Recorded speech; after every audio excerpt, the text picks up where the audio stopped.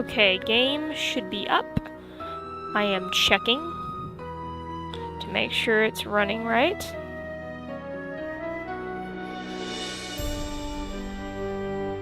Okay, let me know if my voice is too loud in comparison to the game or not. So, I think that should be fine. Alrighty. And let me do one more thing just before I forget.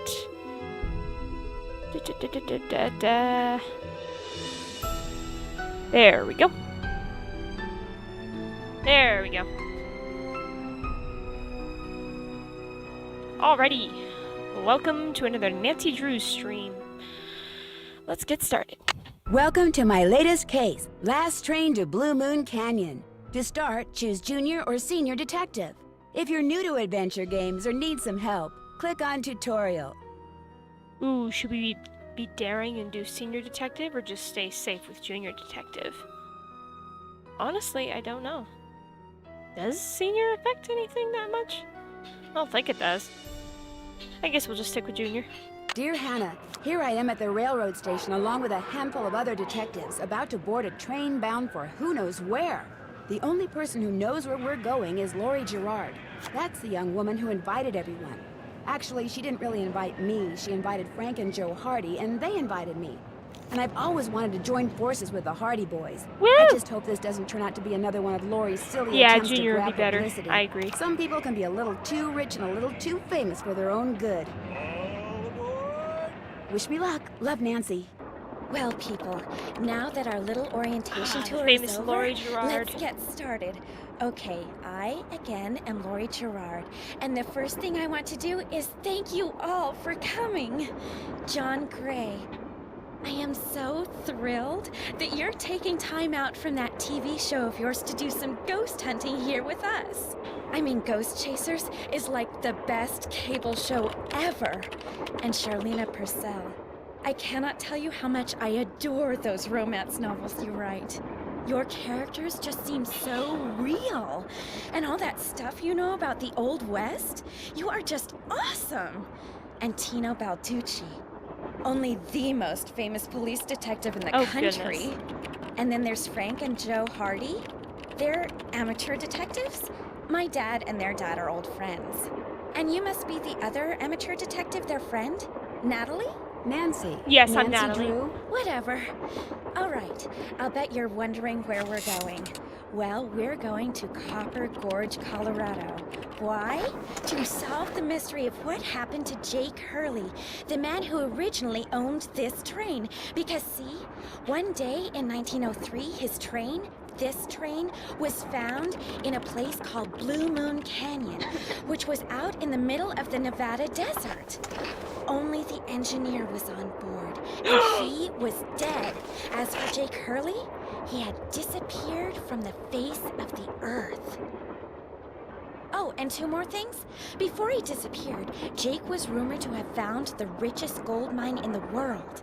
And the train he owned, this train, his wife Camille died on it while they were going to the gold fields. It was rumored to be haunted. She's gone. Oh my gosh. What in the world? What the? Hey, what's going on? Lori's just a dumb bunny. People should never go tampering with things they don't understand. Oh, brother. You know, I'm all for not looking for Lori. It's okay. Who's with me? Everybody just stay calm. just No kidding. need to panic. Or am I? I'll get to the bottom of this. Tino Balducci is just an idiot. Well, Nancy, He won't do you're up anything. on all that social etiquette stuff. What are you supposed to do when your hostess vanishes into thin air? I don't know. If I don't seem concerned, it's because I'm not. Lori Gerard is a young woman whose only goal in life is to be famous. She craves attention and habitually uses her father's considerable wealth to get it. Exactly. So you think her disappearing like that is just some kind of publicity stunt? I just think she couldn't resist showing off in front of all of us minor celebrities. Minor What was celebrities? your name again? Oh, goodness. Nancy Drew. You and I have actually met. Sort of. I called you not too long ago when I was at Shadow Ranch. You gave me some information about Dirk Valentine. Ah, Nancy Drew. She doesn't remember us. You don't remember me, do you? No. Have you ever met Lori's other guests before? Psst. Nancy! Joe's Come like here. creepily just looking around the excuse me corner. for a second. Nancy, come here. Instead of just naturally coming over. Just appearing. You know what? I'm gonna ignore the Hardy Boys for a minute. Is this Jake and his wife? Yes. From what I've read, Camille loved to sing and dance, even in death, apparently. Jake reportedly told people that after she died, he would sometimes see strange glowing lights outside the windows at night, bobbing gracefully alongside the train as if dancing with it. He said he found the sight very comforting. I suspect normal people would have found it terrifying. Absolutely. I'd be terrified at that. It looks like there's something We're behind just this ignoring the painting, Hardy Boys. But I can't seem to move You know what, it. Joe? You know, Joe, you can just wait. Sadie Crawford. I have not played this game in forever. Hardy Boys, I won't talk to you right now. I'm not gonna talk to you. I'm gonna be busy doing something else right now. A square and a duck. Looks like some sort of steam Ooh, valve. let's match with the steam valve. Uh-oh, that doesn't look good. Oh, I think it's fine. Uh-oh. Oops. Joe did it. Joe did it. Oh, that doesn't look good. Okay, enough goofing around. Let's go talk to the Hardy Boys. Oh, hello. Hey, Nance. Where have you two been? I followed Tino Balducci. And I went after John Gray. He went straight to the room in the car that used to be Camille's and didn't come out again. I could hear all these weird noises coming from inside. Did you talk to him? I was just about to go in, but the next thing I know, Joe's got my arm in a vice grip and is dragging me back here, babbling about how Balducci's our guy. He found something on the floor right where Lori was standing when the train went dark. I saw him pick it up and put it in his pocket. Then he left. Did you see what it was? When I tried to talk to him, he just kind of brushed me aside and said something snotty like, "I'm on the job here, Junior, so just go back to the playground and stay out of the way." In case you two hadn't noticed, we're not getting a lot of respect around here. Can't we at least tell Balducci that we do stuff for ATAC? You know the rules. ATAC? American Teens Against Crime. We do a lot of undercover work for them. Wonder Cop's probably never even been undercover. Oh. Joe, let it go. What'd Charlena have to say? She thinks Lori is faking this whole disappearance thing. She's not the only one. How can you say that? You heard Lori scream. Anybody can scream, Joe. Especially girls whose fathers have given them acting lessons along with everything else they've ever wanted. What about you, Nancy? What do you think? I kind of agree with Frank. You've got to be kidding. Do you think maybe one of Lori's other guests is in on her disappearance? It's certainly possible. From the way she talked, it didn't sound like she knew any of them. Maybe that's what she wanted us to think. Or maybe that's what one of them wanted her to think. Well, whether What? Lori disappeared by force or by choice, what we've got to do now is find her. Absolutely. Has anyone talked to the engineer? Not that I know of. Then I'm going to head up front and tell him what's happened. Maybe he knows something we don't. Good idea. In the meantime, we'll take another look around in here. Great. Catch you later. Let's talk to the grumpy engineer. Engineer, what do you want? Hello, I'm one of the passengers, and I just thought you should know that Lori Gerard has disappeared. So? Did you know she was going to disappear? Hey, all I know is I take orders from Miss Gerard, okay? Right now my orders are to get this train to Copper Gorge non-stop. And until Miss Gerard tells me otherwise, that's what I'm gonna do. But Lori may not even be on the train anymore. Look, Miss Gerard may not be a rocket scientist or anything, but even she knows better than to jump off a moving train. But Now, if you'll excuse me, I got me a train to run. Hello. Engineer, hi. is this Miss Gerard? Yeah, this is Lori. Nice try. Can I keep trolling you? I'm busy up here, now quit bothering me. Whoa, whoa, you got anger issues, dude. I'm busy up here, now quit bothering me. I'm busy up here now. Quit bothering me. What have you got? See you in a bit. You know where to find us. Why can't I tell them what the engineer said? He just yelled at me. Flippin' fans, fresh from a hand from the deep.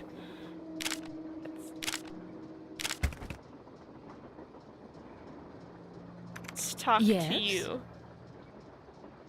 I hope I'm not disturbing you. You are, but I'm quite used Wow, to okay. disturbances. You see, I'm writing my next book. I'm on a deadline, so until I write those two most wonderful of all three-letter words, the end, everywhere I go, my laptop goes, and every chance I get, I write. Why do you think Lori invited you on this trip? No doubt because I'm such an authority on life in the Old West, and because I'm so good at using old information to unearth new information. My knack for research is, well, it's a gift. You know, Charlene is a lot more prideful and annoying in this game than she was in Shadow Ranch. What else do you know about Jake Hurley? You know, the man who originally owned this train? Wealthy, imaginative, adventurous, stubborn, egocentric, and most importantly, he was smitten at the age of 35 by a young French woman named Camille Voulet, who died about a year after they were married. When did he buy this train? Sometime in the 1870s, he decided to seek his fortune out west, so he had this train custom built so that he, and some years later his wife, could traverse the mountains and plains in relative comfort. Where did he meet Camille? I don't know that. The circumstances Exactly. surrounding her passing are a bit of a mystery, too. All anyone knows for sure is that years after Camille's death, he showed up in Denver with a pouch full of gold nuggets and semi-precious stones, which he used to purchase mining supplies. He refused to say how he'd come by them, which of course led to speculation that he had found a fantastically rich vein somewhere. Although to this day, its existence remains unsubstantiated, and its location quite unknown. I'll touch bases with you later. My publisher thanks you. No, that's a funny way to say goodbye to somebody. My publisher thanks you. That would actually be really weird. Pretty. Looks like some kind of gemstone. We thought this would look nice in the middle of the sleeping car. I mean, what if you're coming out here during the middle of the night and there's no light? This must That'd have been the scare the sleeping heck car. out of you. Better not mess with that puppy. Well, maybe I want to. Oh! Sheesh. Not gonna lie, that's painful. I am so mean. Just trying to find ways to make Nancy suffer, I guess. Poor Nancy. This puzzle was always troubling. It's like you sort of kind of get it, but then you realize you're messing up again. It's like, that might be right. Great, thank you. I'll definitely need some help later on. Wait. Trying. Am I getting this right? I think so. Wait. No. This needs to be put... Wait. Does that go there? Yeah. And then this... That looks right. This does not look right. And... Yeah! There we go. Left Kinda pickaxe spooked me a little and bit with the lamp music with playing. fuel for safekeeping. To open what's closed, lead is the key. Or is it lead is the key? Alrighty. Oh yeah, Tale of Two Dolls. I need 4 numbers to unlock this, and there's, what, 10,000 possible combinations? Guessing could take me a while. Oh, definitely.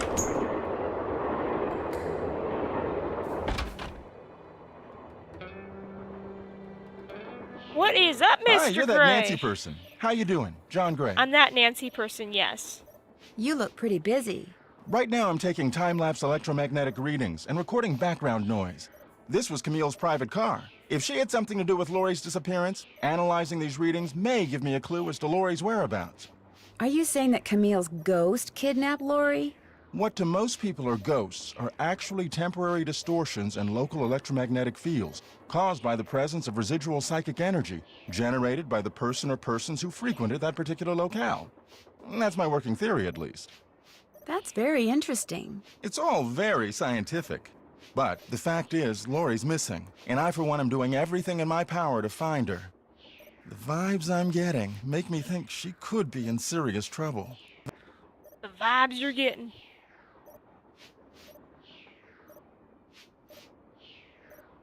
You don't think Tino Balducci will be able to track her down? I doubt it. In fact, I kind of feel sorry for the guy. After catching those bank robbers, he can't just be a good cop anymore. He's got to be a great cop. Tough to perform under that kind of pressure. Is Lori a friend of yours? First time I met her was when I boarded this train with all the rest of you. I knew her by reputation, of course, like everyone else who reads the tabloids. It doesn't appear that anyone aboard this train is her friend. Maybe she doesn't have any friends. Wouldn't be surprised. Maybe you can be too rich after all. What's your opinion of Charlena Purcell? Charlena Purcell writes romance novels. End of comment. I'll let you get back to work. Take care. Probably don't want to know the rest of your opinion of her then. Sickly Sarah caught a germ so new, it made one of her pretty green eyes turn blue. Well, that's depressing.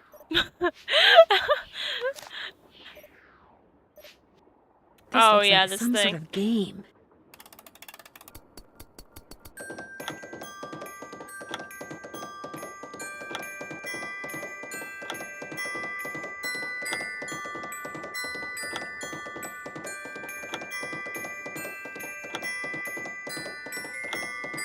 Come on! I think it's going faster. Come on!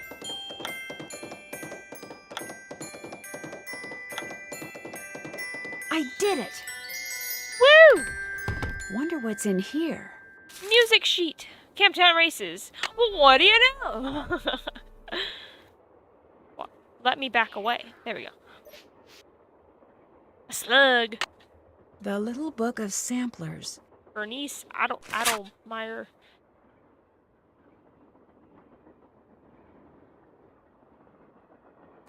Uh-huh. How old do you think this book is? 1800s?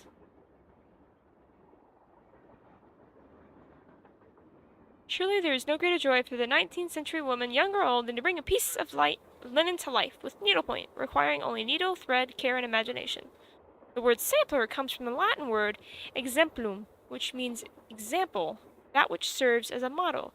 Best samplers not only allow their creators to recall what particular embroidery stitches look like when executed properly, but also demonstrate to the world their mastery of an important womanly skill.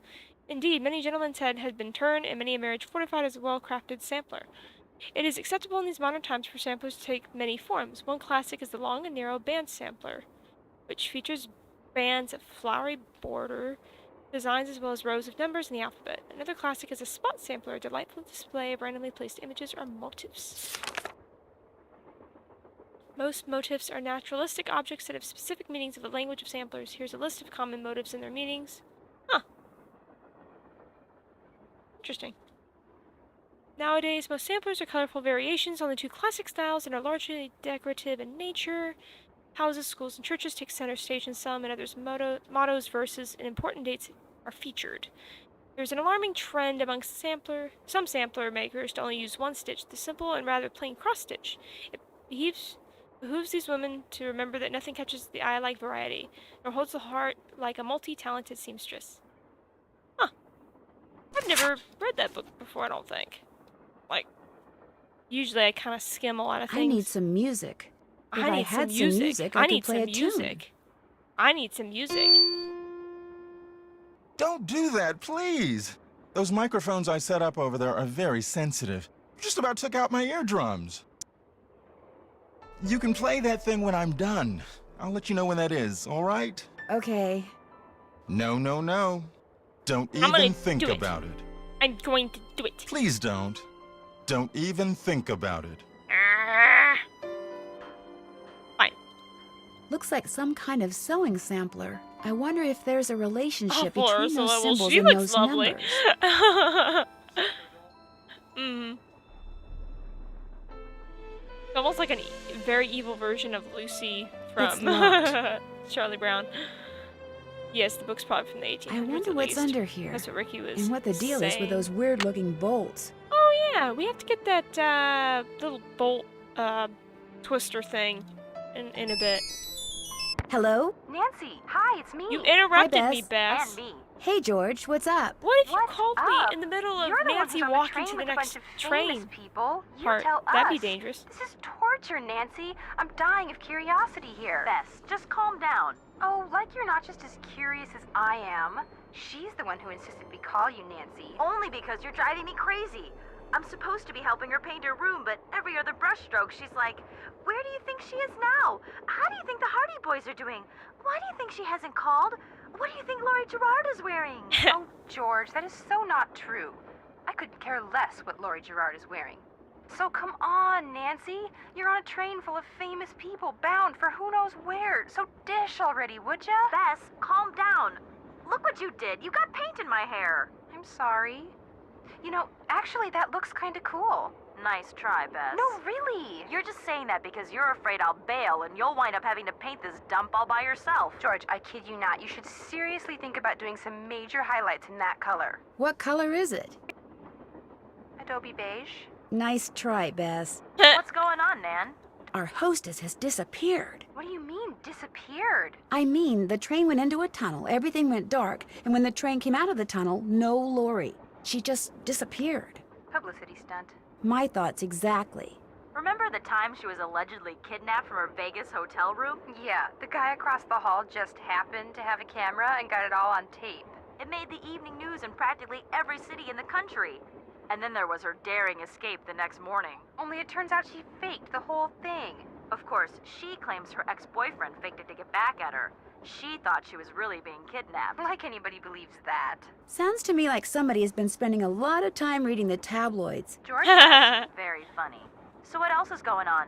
Before she disappeared, Lori told us that the purpose of this train trip is to find out what happened to Jake Hurley, the train's original owner. Was he murdered or something? No one knows. He was married to a woman named Camille, but she died, and he eventually vanished while mining for gold. His train was found abandoned in Blue Moon Canyon, Nevada, with no one on board but his dead engineer. Whoa, spooky. Have any theories? Not yet, but the train is also rumored to be haunted by his dead wife. So first Hurley's wife dies, then Hurley vanishes, then the engineer dies, then Lori vanishes. A pattern, maybe? Bess, do us all a favor and leave the detective work to Nancy, okay? Has either of you Amen been to to Copper that. Gorge, Colorado? Never heard of the place. Why? Well, that's where the train I'm on is headed. Apparently Jake Hurley buried his wife Camille there after she died on the train. She died on the train? Ew, creepy. Jake used to see strange lights at night bobbing alongside the train and thought it was Camille dancing. Super creepy. Yeah, I just got goosebumps. Which is hard when you're practically covered in paint. Catch you later. Let us know what happens.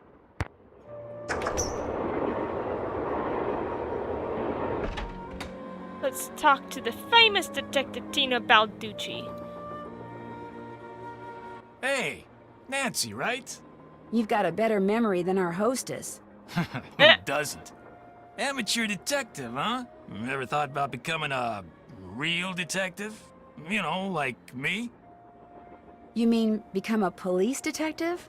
No, I never have. It's a great job, you know. I love it. You, heard about those bank robberies I solved, right? Yes, I sure did. Baffling case. Two-man team at 17 banks in 3 states in 5 days. FBI had no idea who the perps were. But after forcing their vehicle to a stop, confronting them, despite the fact that they were armed and giving chase, I single-handedly made the collar. I heard all they had was a plastic knife from a carry-out chicken place. You heard wrong. You see, Nancy, when somebody does something really remarkable in this country, the first thing everybody else does is try to tear them down. Reporters, late-night comedians, even some of my fellow officers. All have been spreading vicious lies about me. Why? Because they've never done anything remarkable in their sorry little lives, and they're jealous. Anyway, you should look around in here. Lots of interesting stuff. This was Jake's private car, you know. Believe me, no one is jealous of you. I understand that you found something on the floor in the dining car. Yeah, at first I thought it was an old coin, but it turned out to be some kind of slug. Where do you think it came from? Probably been lying there for 100 years. May have served a purpose back then, but now, worthless. What are you going to do with it? Well, I'll tell you what. Here, keep it. Wear it around your neck or something. That way, when people ask you where you got it, you can tell them Tino Balducci gave it to you. The Tino Balducci. The Tino Balducci. Oh, thank you. What else can I do for you? So, what do you think happened to Lori?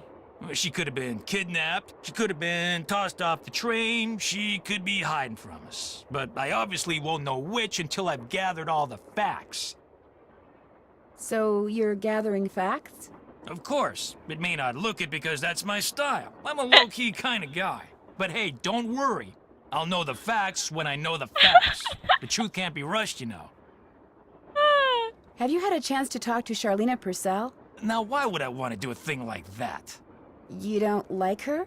I can't stand those sappy books she writes. And seeing as I said as much during an interview on national TV once, it's a pretty safe bet she doesn't like me.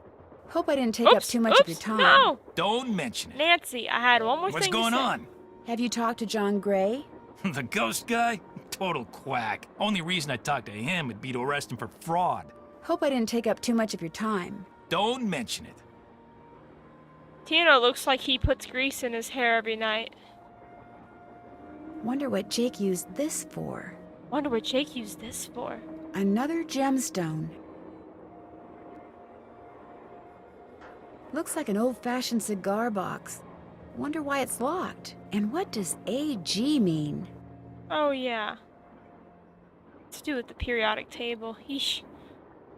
I've never... Well... Yeah. I remember that now. About the puzzle.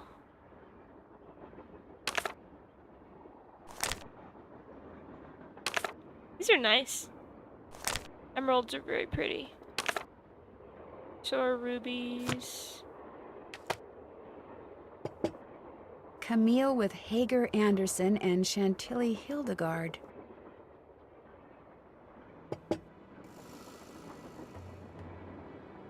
JH. For Jake Hurley, obviously. Must be Jake's insignia.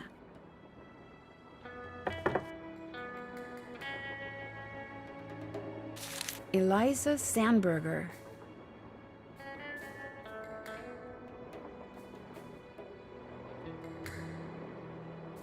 An old scale. Strange. It seems to be built into the wall. Those symbols look like the ones I saw in that sampler. Oh, yeah. What are we supposed to have? 2, 3? Oh, okay. That square You in that duck start out looked with very 2. familiar.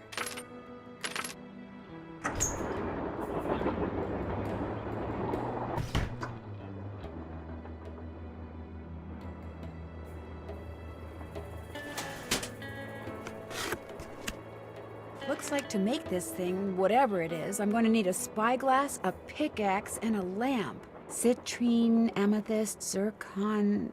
Those are all gemstones, I think. Jake Hurley was a very intelligent man.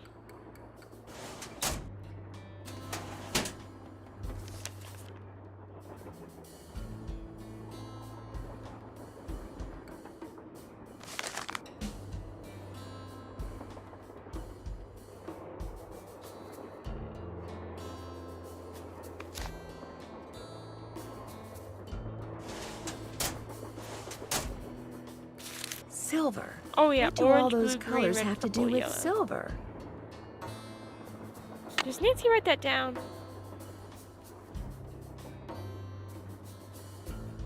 Doesn't look like it.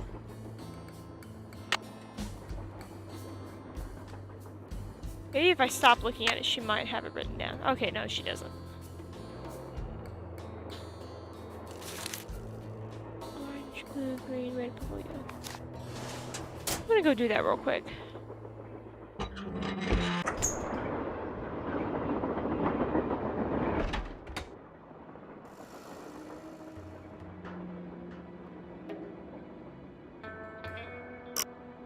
Orange,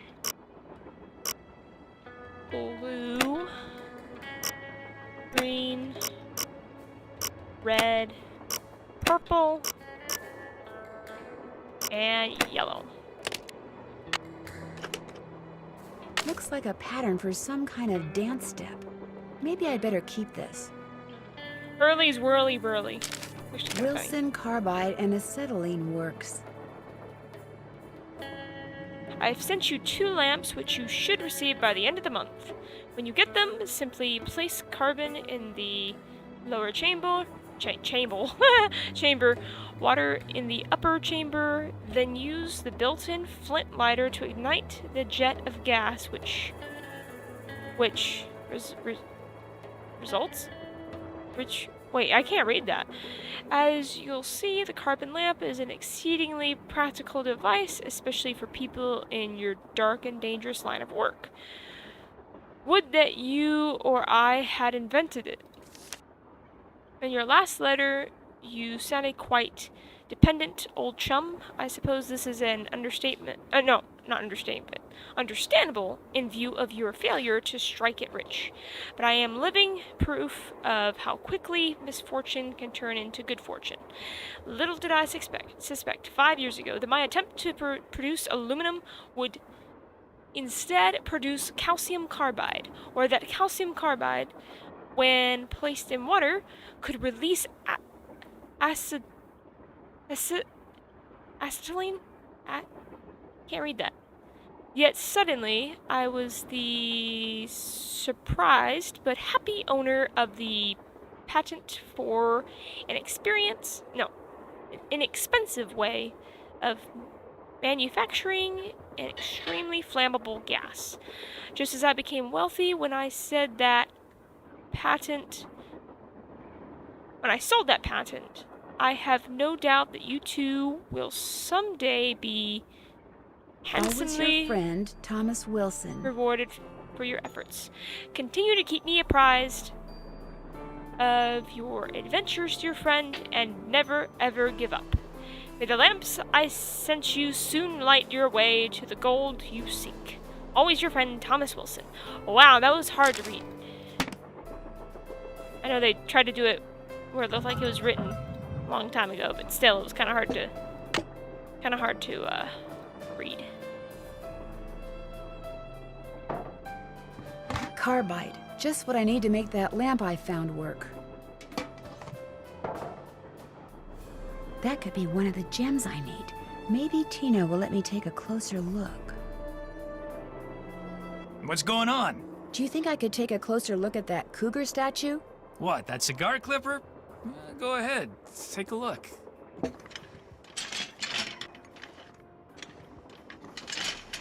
I'll bet I need this stone to build that thing in the diagram I found. But if I remove it now, Tina will know I'm onto something. Just hit him with something and knock him out. I just wanted to get a good look at it, that's all. What else can I do for you? It's been great talking to you. Anything for a fellow detective. You know, just grab the book, one of the books to the cougar statue, and hit him over the head, and that'll keep him out for a couple hours. Oops.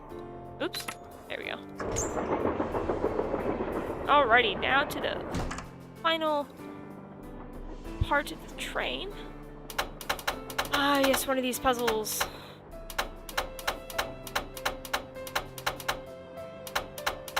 This one is less annoying, I think, than the one in Final Scene. Final Scene's a little bit more, stressful. Oh, I almost had it.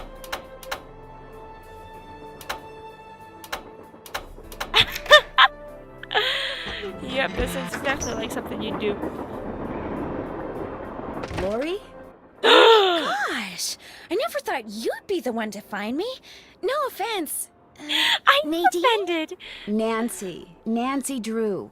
Well, as you can see, I wasn't really spirited away by ghosts or anything.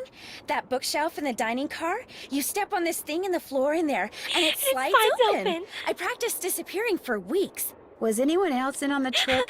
Just the engineer, and all he did was keep his mouth shut. See, She here's the probably paid deal. him too. My dad wound up with this train when he bought out Noram Shipping. They'd been storing it in this old warehouse outside St. Louis for so long that everybody had just forgotten about it. Anyway, after like mass begging on my part, Dad had the train restored to working condition and got me an engineer and track permits and all that other stuff until finally, here we are, on our way to find out what happened to Jake Hurley. I think you were going to explain why you kidnapped yourself.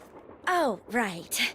Well, see, I was one of the first people in like 100 years to set foot on this train, okay? Everything was just the way it was when Jake disappeared. Except, I also found this. It's a letter that Jake wrote in 1901 to his niece back east. He was real paranoid about claim jumpers, which is why he never told anyone where his mine was. But he was also afraid something would happen to him and no one would ever know where it was. So he wrote this letter to his only living relative, Ruth Kensington. Here, take it. You want me to have it? Why? Because you found me. See, in that letter, Jake tells Ruth that everything she needs to figure out where his mine is on this train. He also warns her that his wife's spirit is on the train too, which kind of creeps me out. But the thing is, to find Jake's lost mine, we need the train. How do you know this Ruth person didn't find the mine decades ago? Mostly because I found that letter in the wastebasket. It was like she'd gotten so ticked off, trying to follow her nutty uncle's clues, that she finally said to heck with the whole thing. What about the other people you invited on this trip? If you want to show them that letter, go ahead. It's totally up to you. We're going to Copper Gorge because that's where Jake buried Camille, so I figured his mine might be somewhere around there too. But if you think we need to go somewhere else, you just let me know and I'll have the engineer take us there. How well do you know your guests? Well, I don't know you or those Harvey guys at all. Hardy. Frank and Joe Hardy. Whatever. I didn't know John Gray before this either, but I love his show, and I figured he'd jump at the chance to investigate an honest-to-goodness haunted train, and now that someone has finally found me, I can finally go meet him for real. What about Charlena Purcell? I just know her from her books, which are so good. In fact, I just started reading her latest one, The Moon Tells No Lies. See, what I'd really like to do is write romance novels. Everybody who knows me says I'd be really good at it. In fact, a while back, I sent Charlena some ideas, you know, just to see what she thought. And? She hated them. How come you didn't try to find the mine yourself? Maybe I did. Or maybe I just thought letting other people try to find it would be a good excuse to throw a party. I like parties. How well do you know Tino Balducci? That did not answer the question. I met Tino right after he got famous for solving those robberies. Inviting him here for this was a no-brainer. I mean, what an awesome detective. And those piercing eyes of his, you just know his mind's in there going 90 miles an hour. Guess I better get to work. You go, girl. Ricky said his mind is going in reverse. Oh, goodness. Whoops. Actually, it would be a good idea to save the game anyways. Found the annoying... Sorry. Alright, I will have Nancy read this letter, and then Ricky will take over playing. The 3rd of November, 1901, from somewhere in Colorado. Dear Ruth, I know that we've never met, but now that your father, my estranged brother, is gone, you are my only living relative. I am writing to you to tell you about my mine before I, too, depart this earth, and its location is lost forever. I cannot tell you outright where it is, lest this epistle fall into the wrong hands, but with the information which follows, and with my train, which shall be yours upon my death, I promise that you'll be able to find it. First, you will need a map. To obtain it, know that my travels have taken me all over this great country, to towns which can be difficult to find, to Calico, Silverado, and Central City, to Dodge City, Virginia City, and Tombstone. To locate the mine on the map, you'll need my projector, When it comes to placing the stones, you'll need to ask someone who holds a warm place in my heart. I have stored his name accordingly, but to retrieve his name, you'll have to give the dolls an order. This will require looking inside Camille's dancing shoes for the name of their maker, and wearing the shoes as you perform her favorite step on the dance floor. As for my beloved Camille, she has 4 words for you. Words which, when translated into numbers and used in combination, will help power my projector. But alas, she's taken them with her to her grave. So go to Copper Gorge, Colorado and pay your respects, and let some of her goodness rub off on you. I promised Camille that this train would always be her home. In return, she promised to never leave, and indeed she never has. People say I'm crazy, but I've seen her and heard her and feel her presence on the train even today, 20 years after her untimely death. So above all else, my dear niece, let nothing happen to my train. It holds wonderful things. Kindest regards, Jake Hurley. Alrighty. Yay!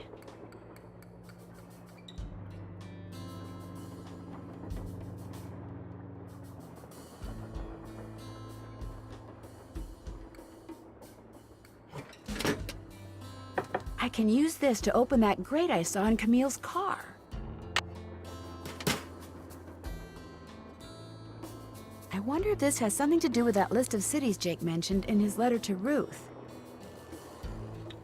Look at the words that's inside the letter, and you'll be able to type out the right ones.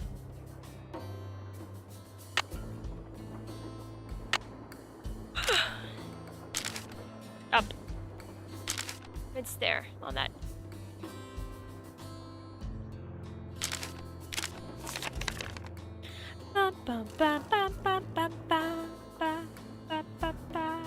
Calico.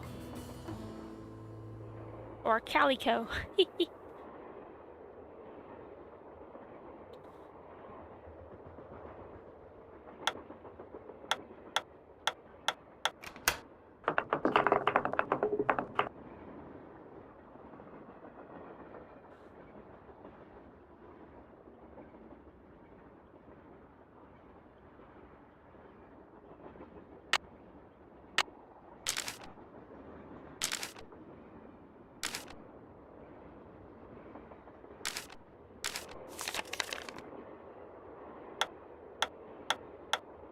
Silverado.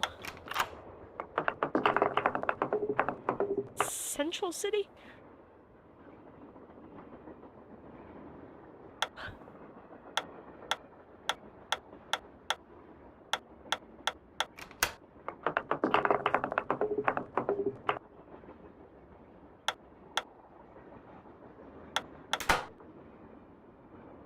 Don't accidentally back up. It might restart it. Is it Virginia? Or no? I don't think you can do that yet.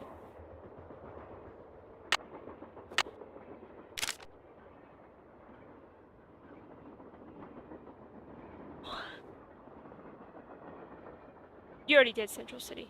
It's Dodge City. Dodge. Oh, start with the D on the bottom. There we go. And then Virginia City.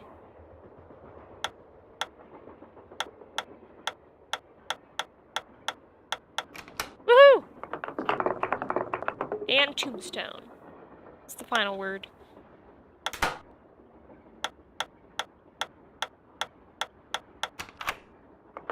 And we are left with Nevertsteba. I remember when Little Jackalope and Tess Guess were I'm doing done. this. Strange. Like All 5 that's years left is ago. a jumble of letters. They're like, Nevertsteba. Oh yeah, remember the you gotta get that little pool That on must be the Lori's. projector you did? Jake Oh, mentioned in okay. his letter to Ruth. Wow, I missed that. That's weird. Wonder what's supposed to go here.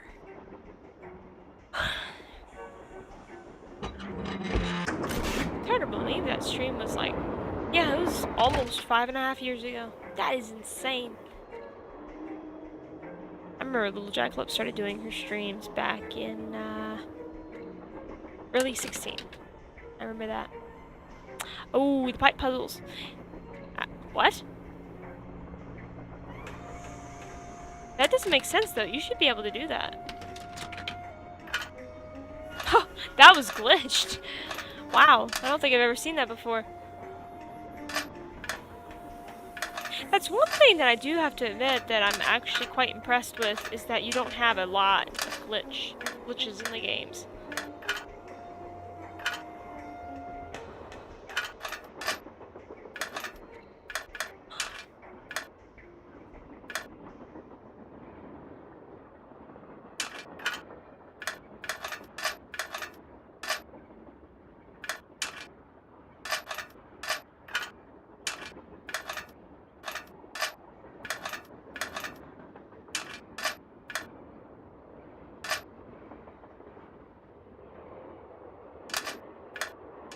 Almost got it.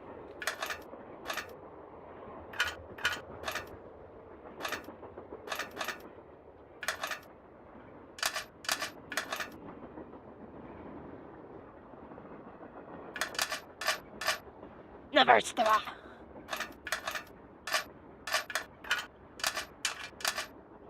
There, all done. I love how Tino's just like not even saying anything to her. What are you doing? I'm just messing with the piping system. Don't mind me.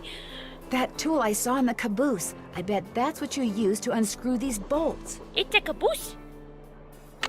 Are they supposed to be pointed away from it?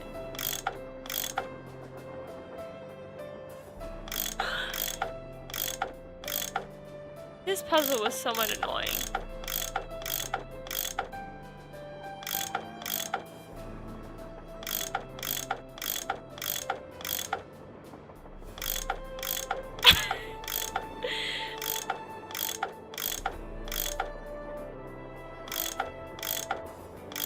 Top left needs to be fixed too. Shoot.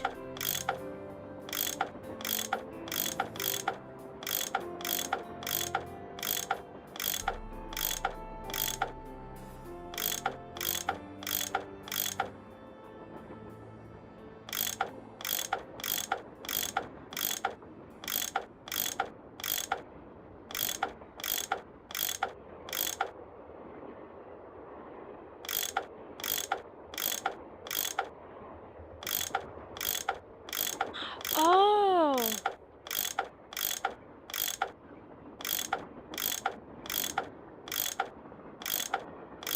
Yeah, I haven't watched any of More her pipes to connect. Monday night streams for the past 2 or 3 months. But I had wondered why I didn't see Lindsay on there for the past couple of times Here that we go. Jackalope's been playing. So, are you saying that Tess streams on her own channel as well, or are you meaning that she just watches the stream with her channel? You know, like chatting in the live chat.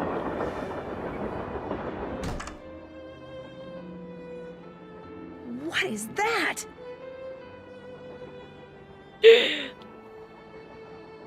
That is like so terrifying. It's like bubbles.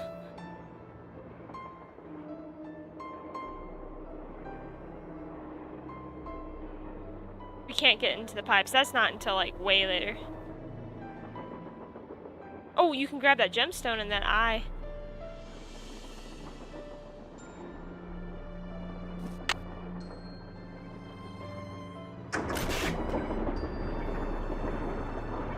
In real life, Nancy wouldn't be able to do half the stuff Hey, that she Nancy, does without what's with the Cheshire people Cat grin? questioning what she's You doing. found Lori.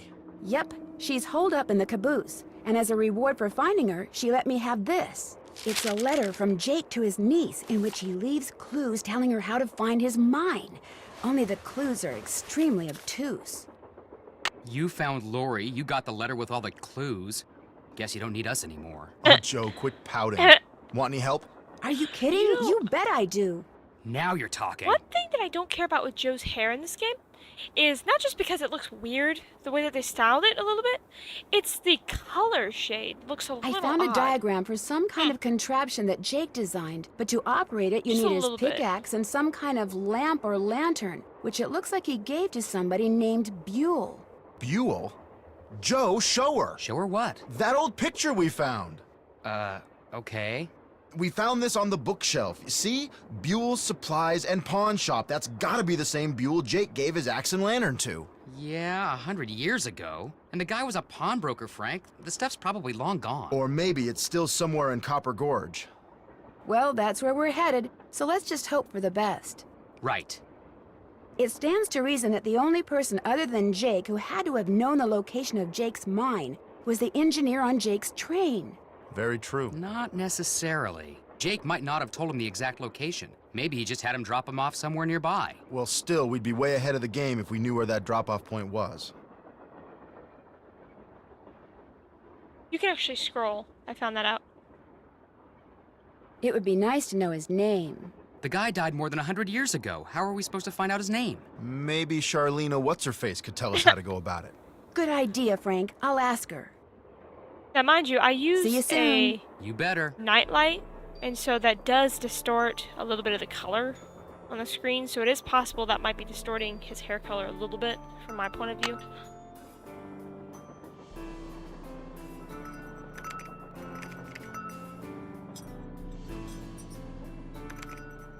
Woo! It's gonna be 90 tomorrow. Or probably around that. So, Lori pushed that button, slid the shelves open further, squeezed through, and disappeared. Very clever.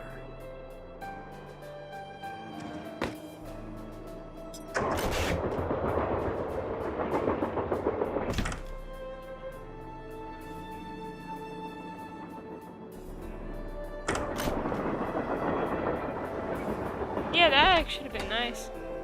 And you could sleep too. Because the problem is that sometimes in some of the games, things happen too fast within a short span of time. When you have a game where you can sleep however long you want, that makes more sense because it gives it more of a span of time going by with all this stuff going on. Makes it feel more realistic, I guess you could say. Yo, Dano, my man! Get out of here!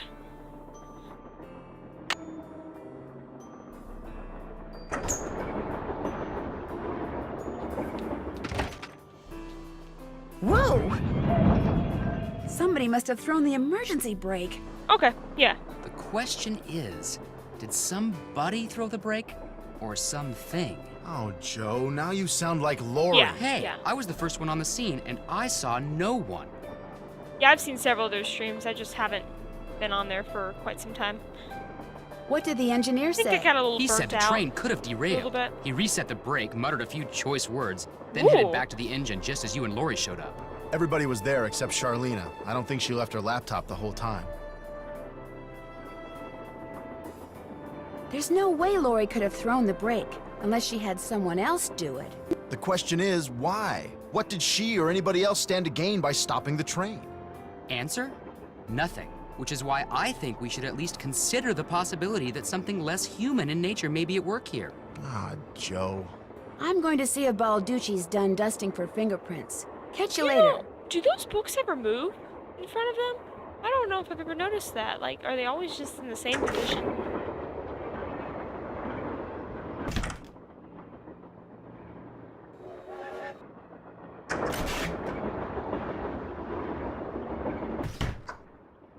Be very, very quiet. We're hunting rabbits. Well, it's the little lady detective. What do you need? I found Lori. She was hiding in the caboose. Oh, yeah? Why are you not even shocked? She disappeared because she wanted to see who'd find her first, which is why she left that clue behind. That slug? I mean, I knew that slug was a clue.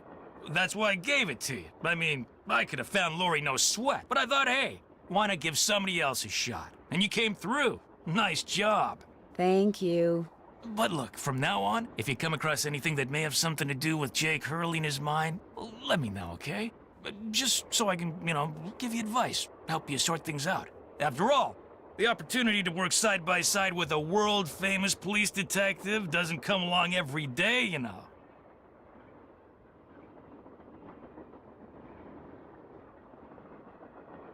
No one cares, Tina.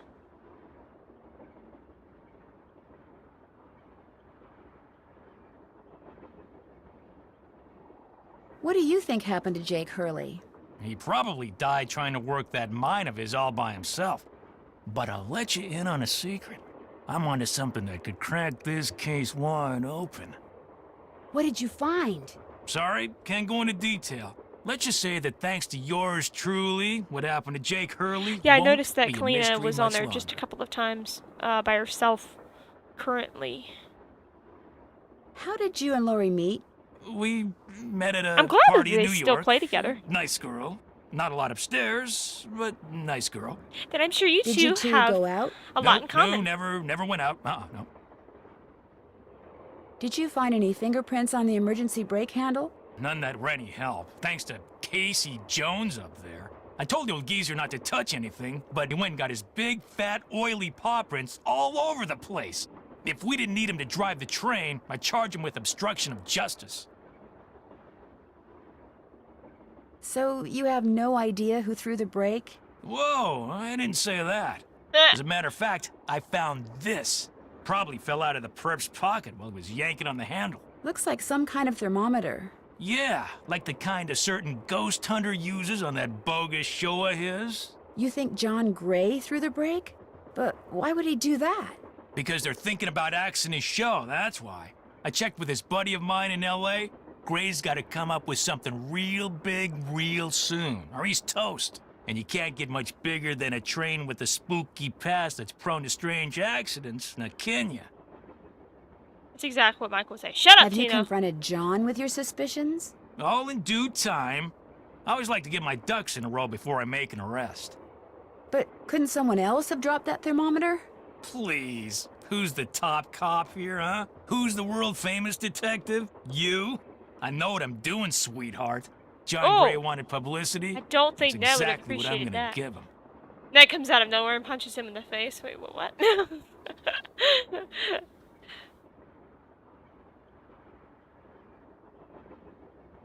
Hope I didn't Hope I take didn't take up up too much of of your time. Anything for a fellow detective. your time. Nancy, why would you say that? There's that stuff on the floor you can look at. And then you can look at it and, yeah. Ba, ba, ba, ba, ba, ba, ba, ba.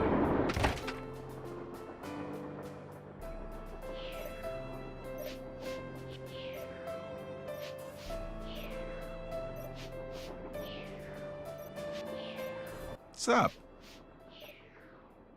I found Lori safe and sound in the caboose, so I guess those vibes you got about her being in serious trouble were wrong. Strange. My vibes are never wrong. What's even stranger is I'm still getting them. So maybe they're not about Lori. Maybe they're about you. Me? I'm not in any trouble. Trust me, either you or Lori is, or soon will be, in big trouble. Could you be more specific? Unfortunately, no.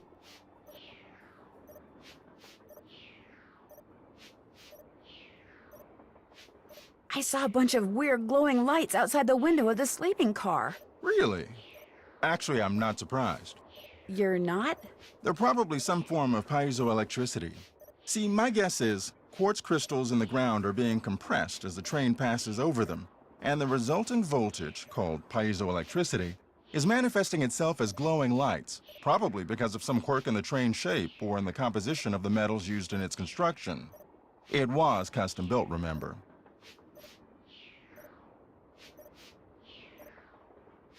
So it's a natural phenomenon, not a ghostly one? Take it from me, old Mother Nature is capable of some pretty scary stuff. Are you by any chance missing a small digital thermometer? Yeah, as a matter of fact, I am.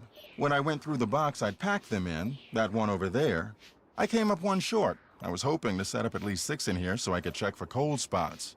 How did you know I was missing one? Because Tino Balducci found it by the emergency brake handle when he was dusting it for fingerprints. And now he thinks you're the one who pulled it. That's ridiculous. I didn't have any reason to pull the emergency brake. Have you been in this room the whole time you've been on the train?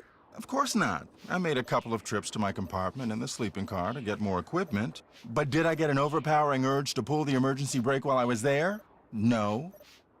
Any truth to the rumor that your show's about to be canceled? Newsflash, my show was canceled. Happened last night. But what nobody knows yet is that it's been picked up by a major TV network. Not only am I still on the air, but I'm sitting prettier than ever. Any other questions? Ooh.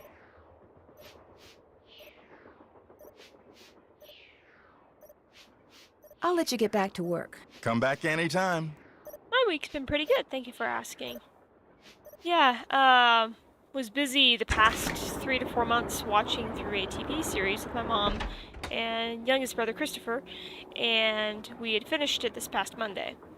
And so now we're doing Looks just like the stuff John Gray has Marvel his thermometers movies. packed in. And some Star Wars movies. Glad you dropped in. Lori the told summer. me she'd given you a letter from Jake Hurley that says how to find his mind.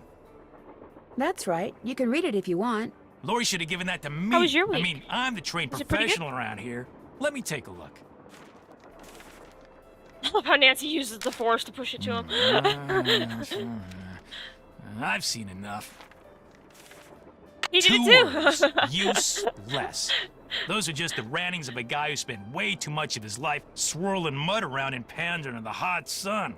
5-star nut job. I'd like to understand something. He says, bring something to me that has to do with Jake Hurley You in don't his think there's mind. She anything brings helpful in something and he that? doesn't want it. Nada. It's just kind of funny. You're the one who pulled that emergency brake, aren't you? Me? What are you, joking? Care to explain how packing material from the box those thermometers were in wound up on the floor over there? You're just some teenage nobody. I don't have to listen to this. You're right, you don't.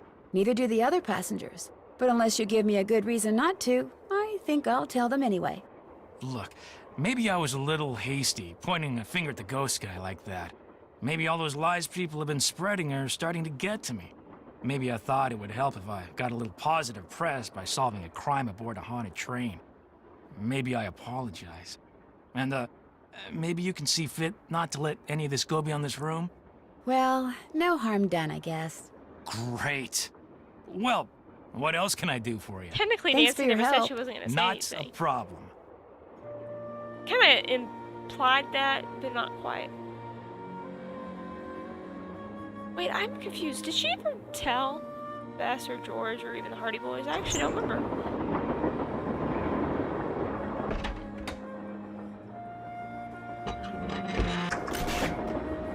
Lori!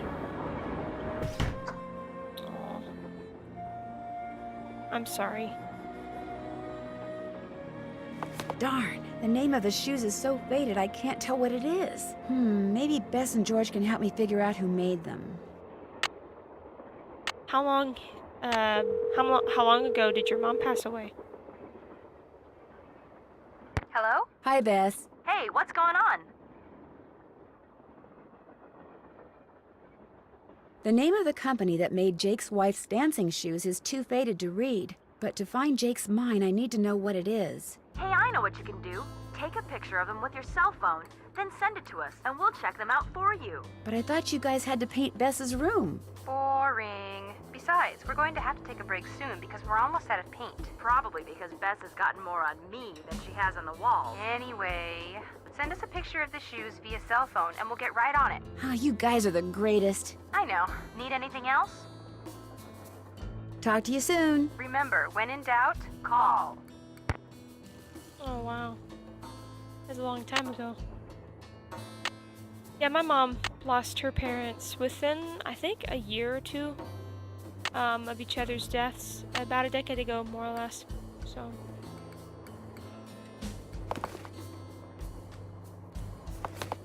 And my grandmother on my dad's side passed away. Let me think. 3 years and a month and a half ago? Something like that, so. Yeah, it's never easy when you lose somebody you care about.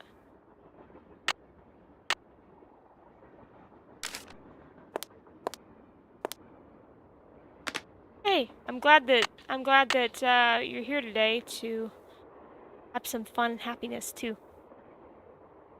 I can take a picture of it, yeah. Just a second.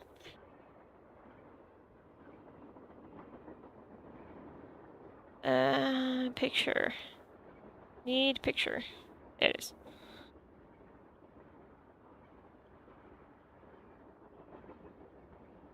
Whoops. Flash is on. Okay. I don't care. I don't need to clear a picture. Alright. Here, I can just do it if you want. I'm not sure you're able to see it. Okay, 5 goes there. 6. I think it's there. Then 7 goes there. 8 goes there. Then 9, and then 10. There you go.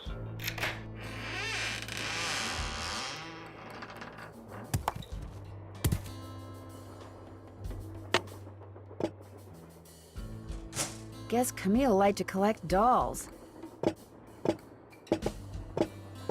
These dolls are frightening. I know there's a way to be able to figure out the puzzle, but it's a little bit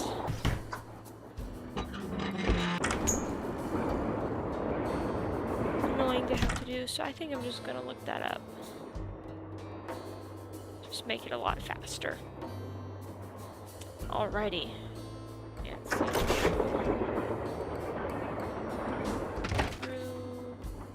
Looks like I need to enter 8 letters into this thing.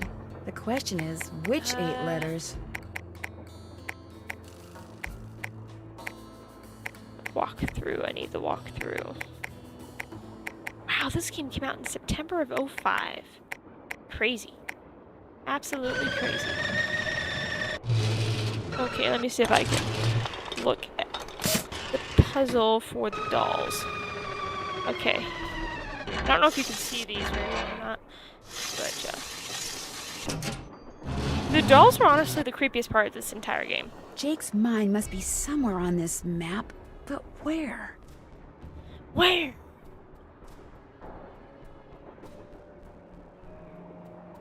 You can go back to the dolls.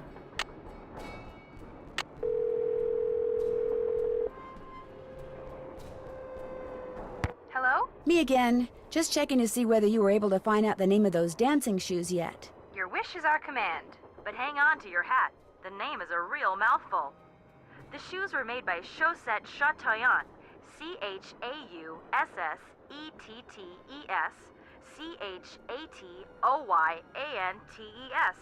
That's French for shimmering socks. Apparently, if you were into dancing in the 1870s, that was the company to get your shoes from.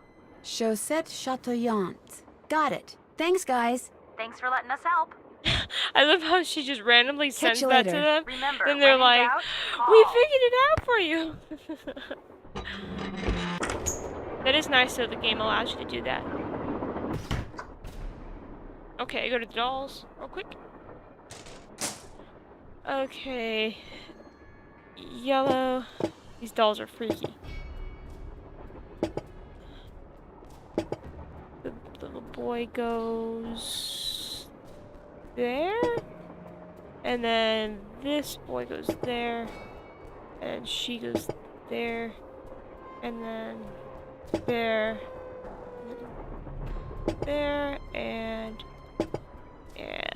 boom. There you go. Whoops. Hold on. My chat was looking strange for a second there. Oh. I'm sorry, Yes? that's really rough. Guess I better get to work. You go, girl.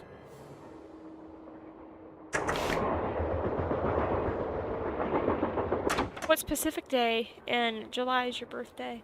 Is it like the 23rd or something.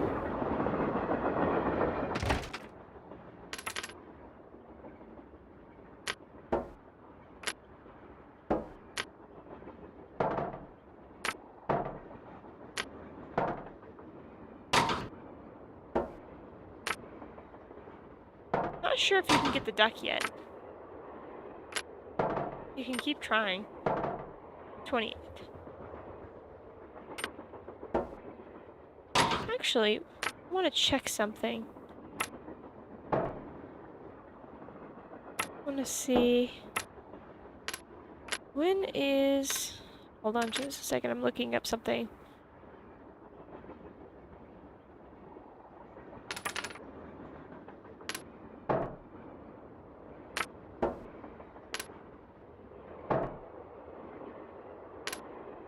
Now, if you're not busy on your birthday in July, we could try doing a stream on that Thursday night.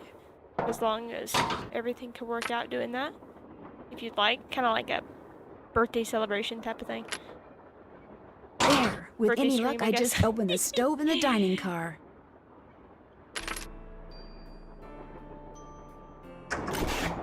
Yeah, your birthday's like... about 3 weeks before mine, give or take.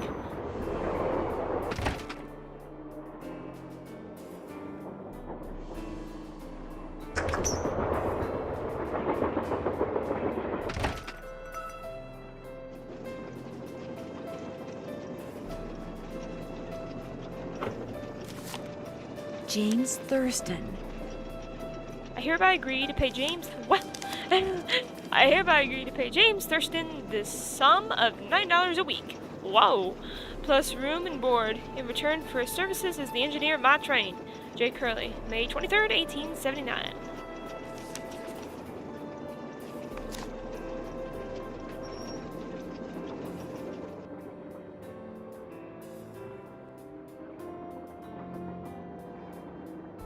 Nancy, you missed it. Missed what? The argument of the century. Joe, he's exaggerating. Aw, come on, you heard them. They were ready to tear each other to shreds. Who? Charlena and Lori. All we heard was the tail end of it, and unfortunately, we really couldn't make out what they were saying. So you don't know what they were arguing about? No. But whatever it was, both of them were absolutely out of their minds, livid. And it would probably be a good idea to find out why. Let me look into it. I'll talk to you later, okay? You know where to find us. Yeah.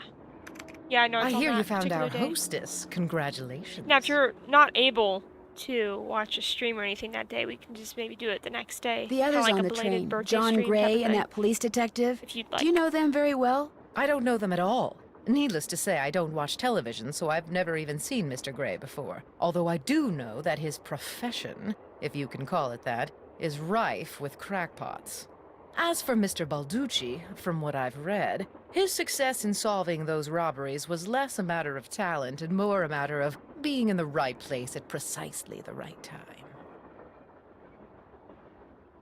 In other words, you don't think he deserves all the attention he's getting? No. You and those two Boy Scouts you're with would make better detectives. Is that all, Boy dear? Scouts? They are the Hardy Boys. Would you like to see the letter that Lori gave me as a reward for finding her? The one in which Jake Hurley supposedly tells his niece how to find his lost mine? No, thank you. I happily leave it to you to try to solve the mystery of his disappearance. You can afford to look foolish, dear. I As Michael can't. would say, Charlena is a jerk. Yeah,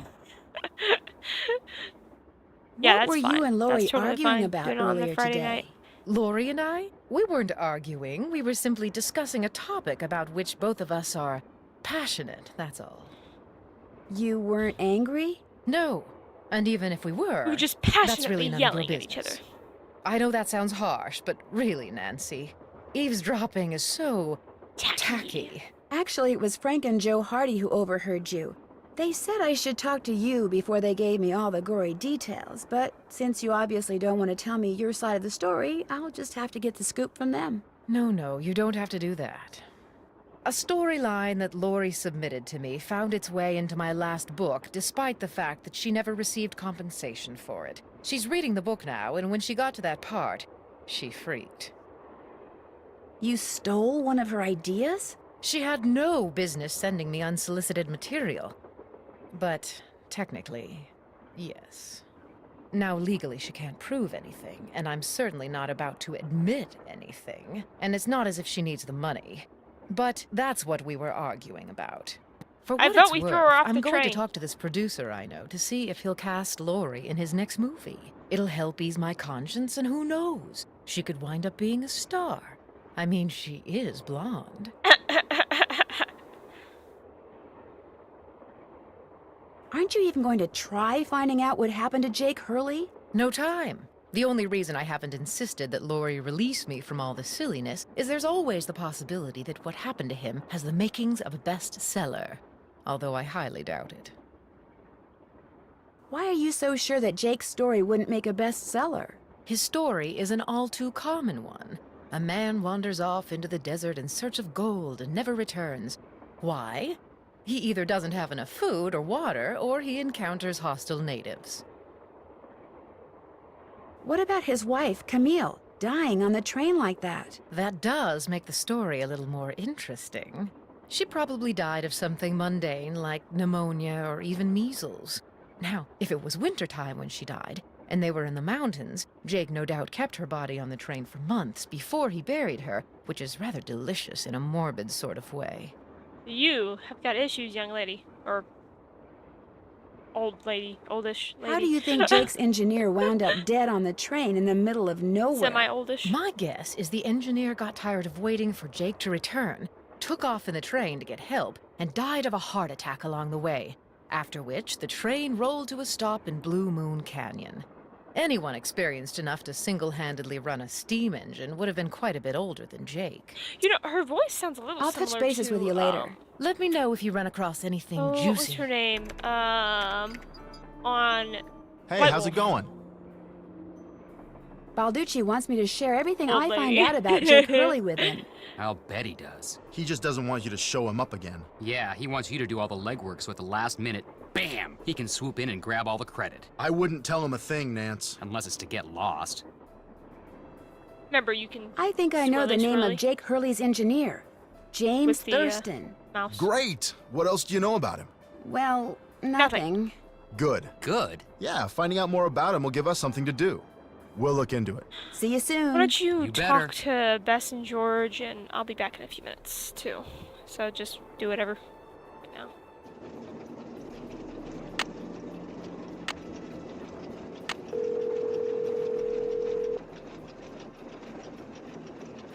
Hello? Hi, Bess. Hey, what's going on? Get this. It turns out that Tino Balducci pulled the emergency brake. Balducci did it? He framed John Gray so he could arrest him and get some positive press for himself. I think it finally dawned on him that he's not the great detective everyone thinks he is, and probably never will be. How pathetic can you get? Cute and pathetic. Just my type.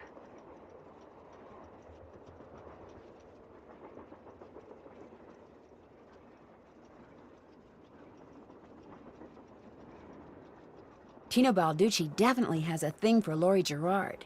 Really? Ooh, I bet the tabloids would love to hear that. What's more, I get the feeling Laurie feels the same way about him. You mean there's some kind of mutual attraction thing going on between them? Something's going on between them. I'm not really sure what. We'll find out. I mean, that's a mystery worth pursuing. To heck with this Jake Hurley stuff. You'd give up the possibility of finding gold for gossip, Bess? For gossip this good? Oh, yeah. Charlena and Laurie had this big, huge argument, and you'll never guess why. Lori called Charlena a hack. No, Charlena called Lori an airhead. no. Bess, she doesn't really want you to guess, okay? Tell us, Nan. Well, it seems that Laurie sent Charlena a bunch of story ideas, one of which Charlena used in her latest book without telling or paying Laurie. Charlena stole something Lori wrote? That's incredible. No, the fact that Lori wrote something that Charlena thought was worth stealing. That's what's incredible.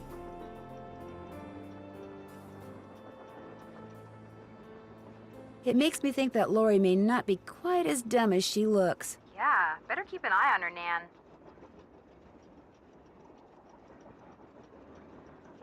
If I told you that I needed a hint, what would you say? I'd say it's about About time. I'd say fire away.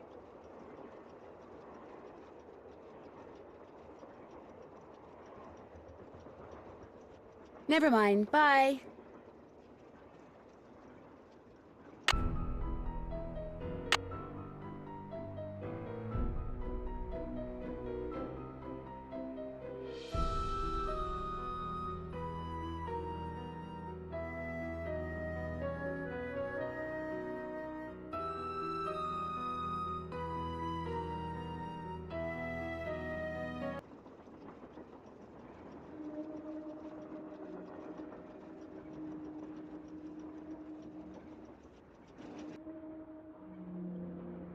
Back already? Were you able to find anything out about Jake's engineer, that James Thurston guy? Good news and bad news. The good news is he had a wife in Copper Gorge, so he may have had children. The bad news is our internet service provider stopped providing before we could use our cell phones to find out anything else. That's okay. We can do more checking when we get to Copper Gorge. Right.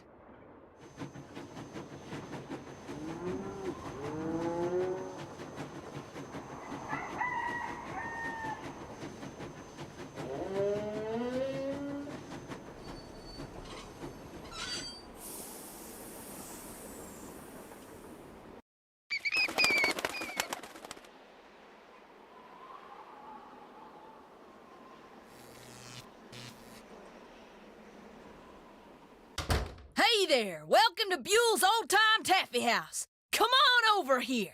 Welcome, stranger.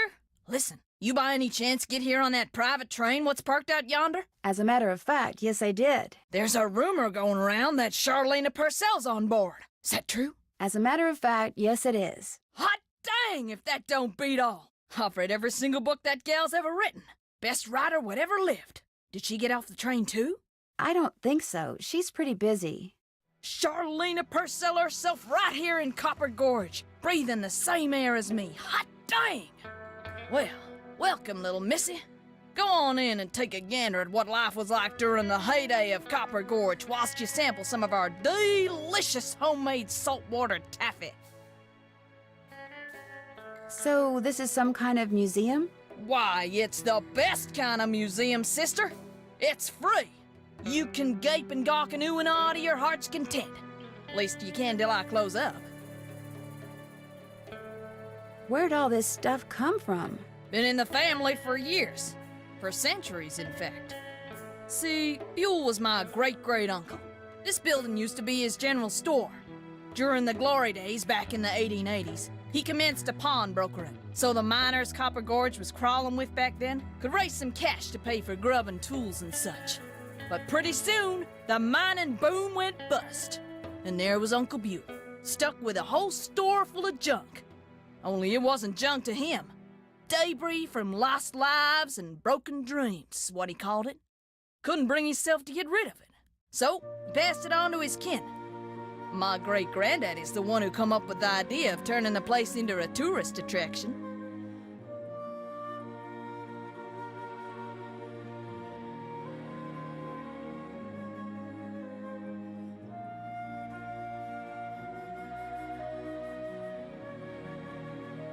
And you make money by selling taffy? Tourists just love taffy, especially when you dangle a free sample in front of them to get them hooked. Of course, it ain't really free. Some taffy on a stick will cost you 2 tokens, which you can get by winning both those games over there.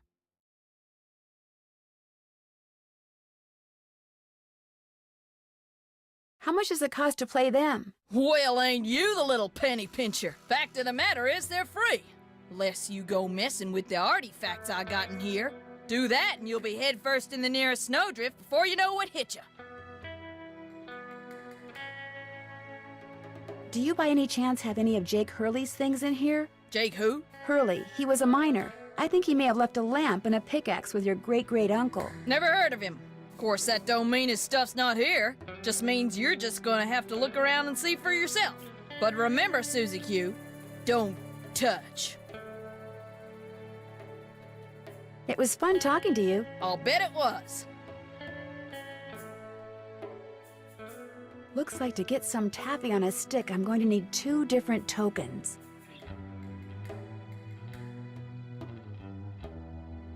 This looks just like the insignia I saw on the train.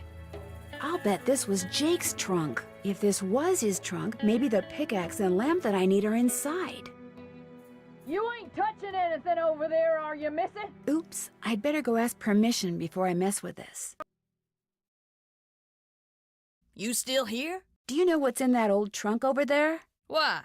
You ain't been fooling with it, have you? Oh no, of course not. No, I just thought it might contain the lamp and pickaxe that I asked you about before. Well, if it does, you can forget about 'em, 'cause it's locked. None of my kin have ever been able to figure out how to open it. Not even my cousin Alvin, and he went to junior college. Would it be okay if I tried to open it? Well, now, I certainly ain't gonna let you break it open if that's what you're getting at. Oh no, I would never use force, believe me. But in order to try to get it open, I would have to, touch it. Nope, sorry, not gonna happen, little missy. Unless... Unless? Tell you what, you get Charlene Purcell to come in here so's I can shake her hand, and I'll let you fiddle with that trunk till the cows come home. You know what? I've got a better idea. Now, what could be better than me coming face to face with the lady who writes the finest literature this here country's ever seen? Well, that's just it. If you were to just meet her, you'd have nothing to show for it. Afterwards, she'd go her way and you go yours, and that would be it. But if you were to, say, get her autograph, well, then you'd have something to hang on the wall and brag about. Okay, make it so's I can meet her and get her autograph. Oh, but the thing is, she's on a deadline, and if you take her away from her writing, she may fall behind. And if she falls behind, her publisher may pull the plug. And if her publisher pulls the plug, it could ruin her career. Do you really want to risk ruining Charlene Purcell's career? Good heavens, of course not. All right, you just get me Charlene's autograph, and you got a deal. Just make sure she uses my name. I want it real personal-like. You bet. And your name is? Fatima, with an F. None of that weirdo PH stuff. Okay, Fatima. I'll be right back.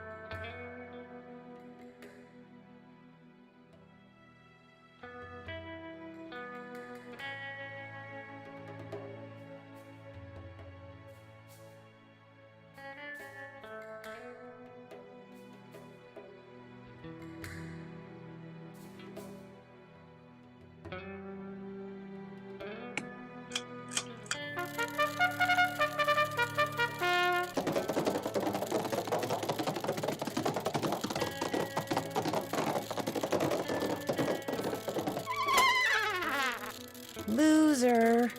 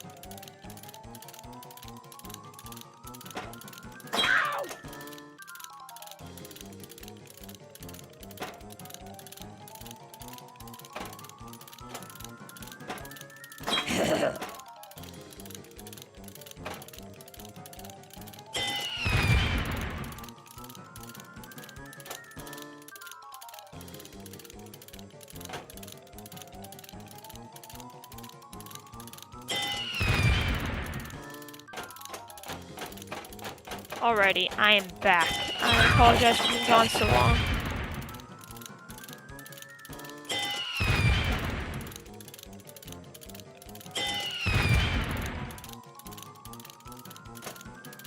It wasn't too bad, it was like 10 minutes or so.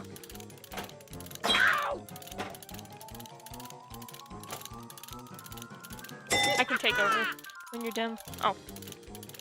Okay. Come on. Yahoo! Yahoo! Yahoo! No! Yahoo! Yahoo! No! Yahoo!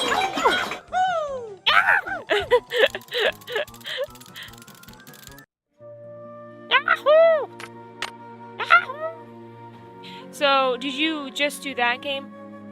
Right? Okay. Oh, you did. You won this one? Oh, wow. That was fast. Nice. I can't open this yet. I still don't have permission. I don't have permission. Something tells me I better not go in there without permission. Got Charlena's autograph for me Oh, have to get the autograph. Still working on it. yet? Well, you just better work a little harder. I ain't getting any younger, you know. Oh, you better work a little harder. I ain't getting any younger, you know. That'd actually be kind of funny to say that to somebody. More Charlena. questions? I met a huge fan of yours in town who'd really, really like your autograph. An autographed picture would be even better. Imagine that. Me having fans way out here in the boonies. Well, I'm sure I have a picture around here somewhere. But what I don't have is a pen. Usually I just ask my assistant for one. I have a pencil here somewhere. A pencil won't do, dear. It has to be ink. See if you can borrow a pen from somebody. Okay.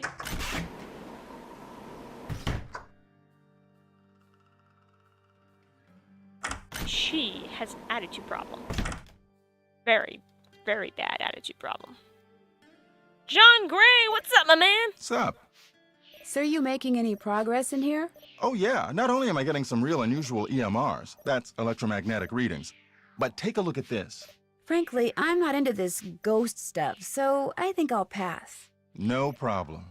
Need something else? I really, really need a pen. Could I borrow one from you? Sorry. Thanks for the chat. Come back anytime. Well, that was worthless. Teddy Eberhardt. Oh, yeah. They're one of those, doll receipts, I guess. It's locked. It's locked. Looks like Camille was teaching herself how to play the piano. I used to play piano. Thomasina O'Neill. Have you ever played any instruments before? Tino! What's going on? Do you by any chance have a pen I could borrow? Why, I'm surprised at you. Don't you know that every detective should carry a pen? Actually, I carry a pencil. Well, as it happens, I got lots of pens. Tell you what, if you can play that Leaping Lizards game I found over there and do better than I did when I played it, which shouldn't be that hard seeing as how smart you are, I'll give you a pen. What do you say? Sounds good to me. Okay, the object of the game is to get rid of as many lizards as you can by jumping them with other lizards until you can't jump anymore. Last time I played, I wound up with just 5 lizards. If you can wind up with only 4, the pen's yours.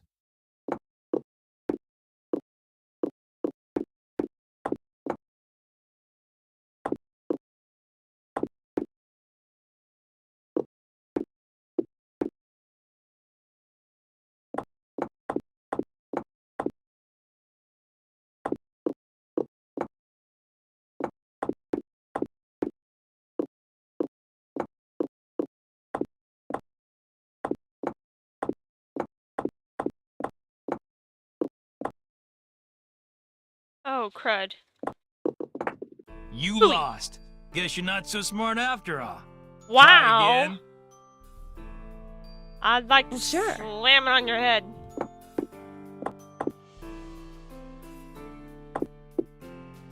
If he were playing it, it would be called Leaping Losers.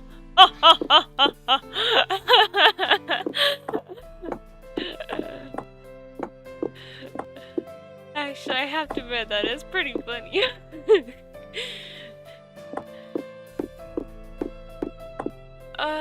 No. Don't want to make that mistake. This. That there, that there.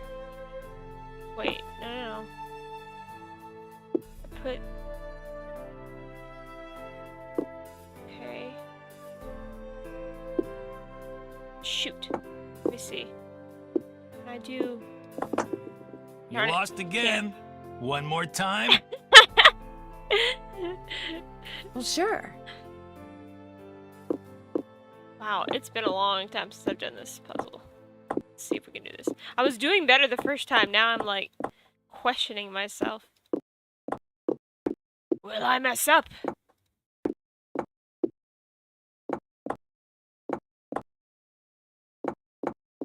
Will I be a winner? Will I be a loser? Don't answer that, Ricky.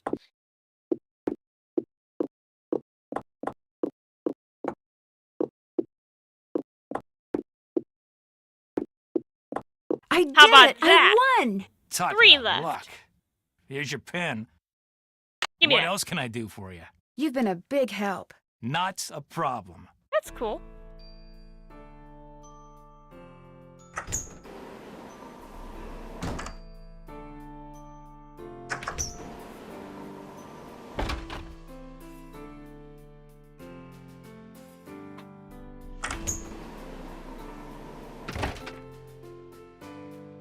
Have you found a pen so I can autograph that picture? Yes. I got it from Tino. You can keep it.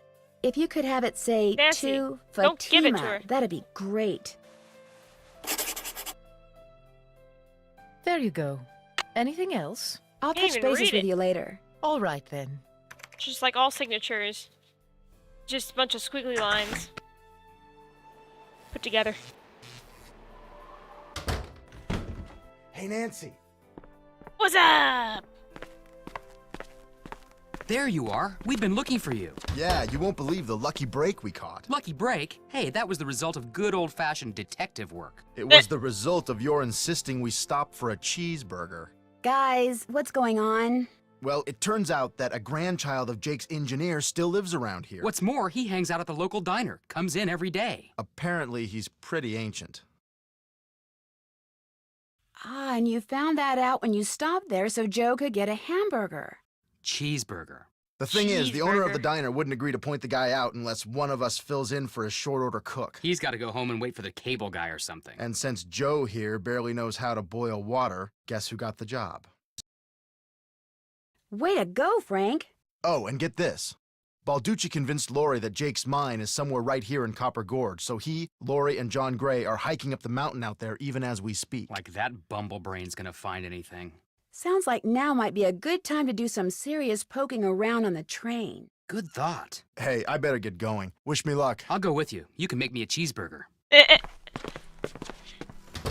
Using your brother for food. Got that autograph? Got something better, an autographed picture. Hot dang!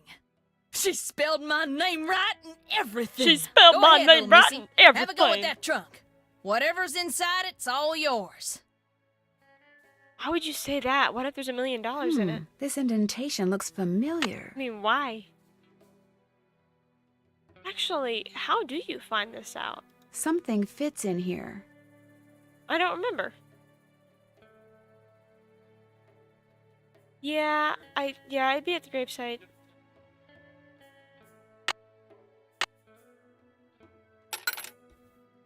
Oh, when you said get the taffy earlier, I was thinking of the job that you had to do. I forgot you meant this. Are you rolling your eyes? You're rolling your eyes, aren't you? There we go.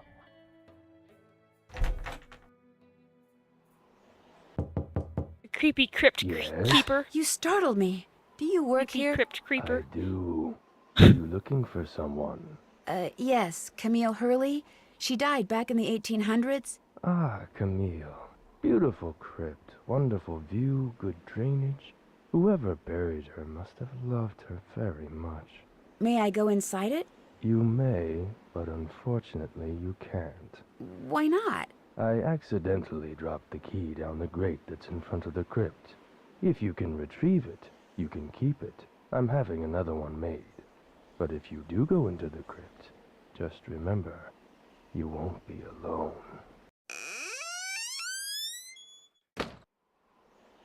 Well, there's the key. I just need to find something that key will stick to. Long and sticky. Gotcha. Only Nancy would grab things that's been left there for who knows how long.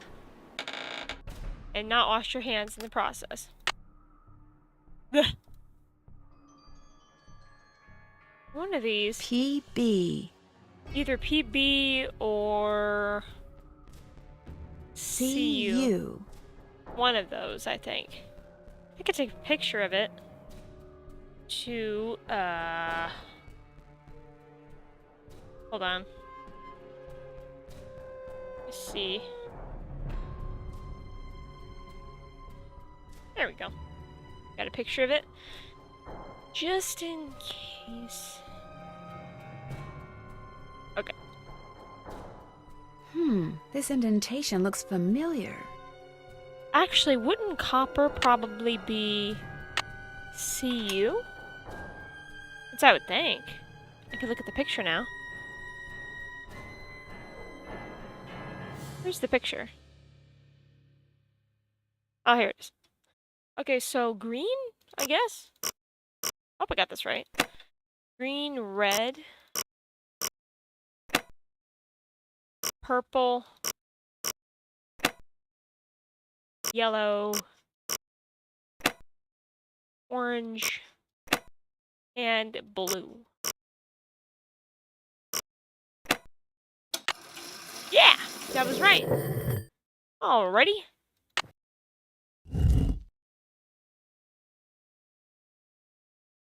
In the letter he wrote to his niece, Jake said she should go to Camille's grave and let Camille's goodness rub off on her. Rub as in rubbing, maybe? If I am supposed to make rubbings of these pillars, I'll need a pencil, which I already have, and some nice thin paper. Alrighty, now let's go back to Buell's Copper Gorge Museum. And let's go open this up. Something fits in here. Something's missing here. Okay, so that'd be red, then green, blue, orange, yellow, and purple. Well, here's Yeah, Jake's the lamp. lamp.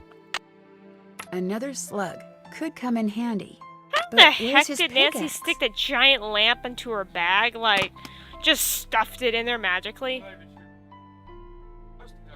Yeah, she'd be like carrying a bag, like what Indiana Jones has, like a satchel. She's like Mary Poppins of Nancy Drew. Welcome back. Have you by any chance ever come across a pickaxe that had the initials JH carved into it? Wow. Because it used to belong to Jake Hurley, and I really, really need it. I thought it would be in that old trunk, but it wasn't. You got that trunk open? Wait till I tell Cousin Alvin. He Cousin thinks Alvin. he's so smart. As for that pickaxe, so happens I got it upstairs in my kitchen. Use it to open the coconuts Aunt Lucy sends me every year from Hawaii. Do you think I could have it? Why, no, you can't have it. How would I open them coconuts? Why, no, you can't have it. Hey, I could have just gotten you Charlena's autograph, but instead I got you an autographed picture, which is way better. You owe me. Oh, okay. I'll let you have the pickaxe. After you do something for me. Sure. That's I not how got a this bunch works. of taffy over there what needs sorting. Just follow the directions that are posted by the machine. Them belts get moving pretty fast, so you gotta keep your wits about you. While Being you're doing dishonest. that, I'll fetch that pickaxe. You got a deal. I'll stick some taffy in your ears, alright? Wax paper for the taffy. Would you mind if I took a piece of wax paper? Yes, I could let you have a piece. Wonder if I can call Bess and George while I'm in here. Oh, I can. That's actually kind of funny. I've never done that. Do you have anything to talk about?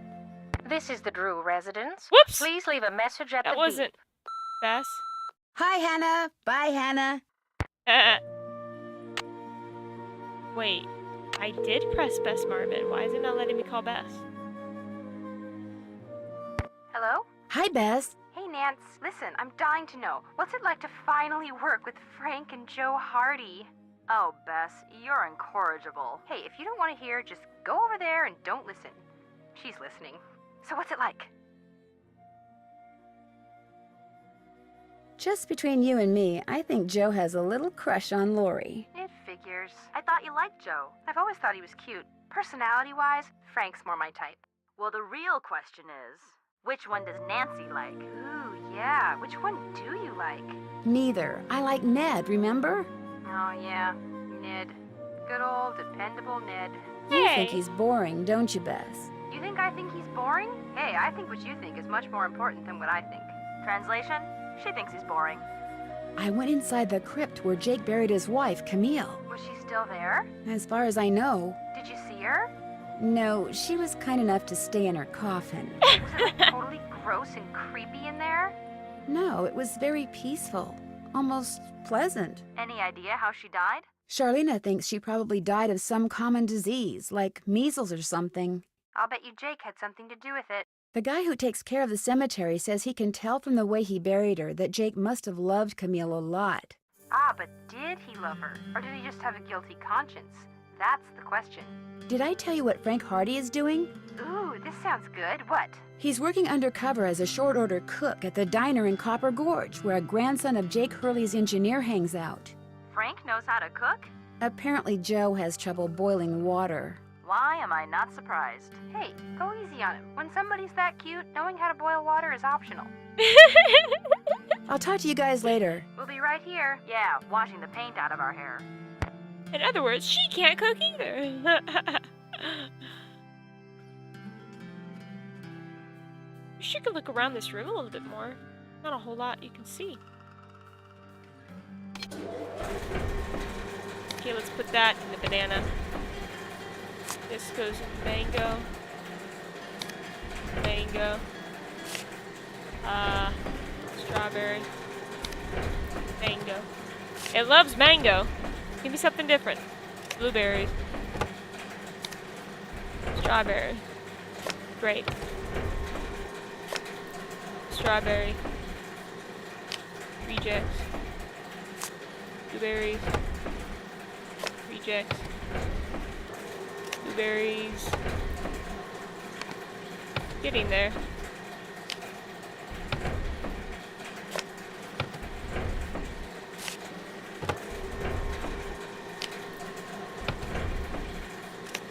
Apple. Blueberry. Show a banana some love, come on.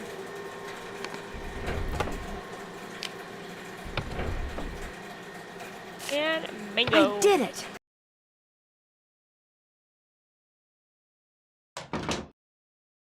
I did. Got that taffy sorted? No problem. That was easy. You sneak any freebies while you were at it?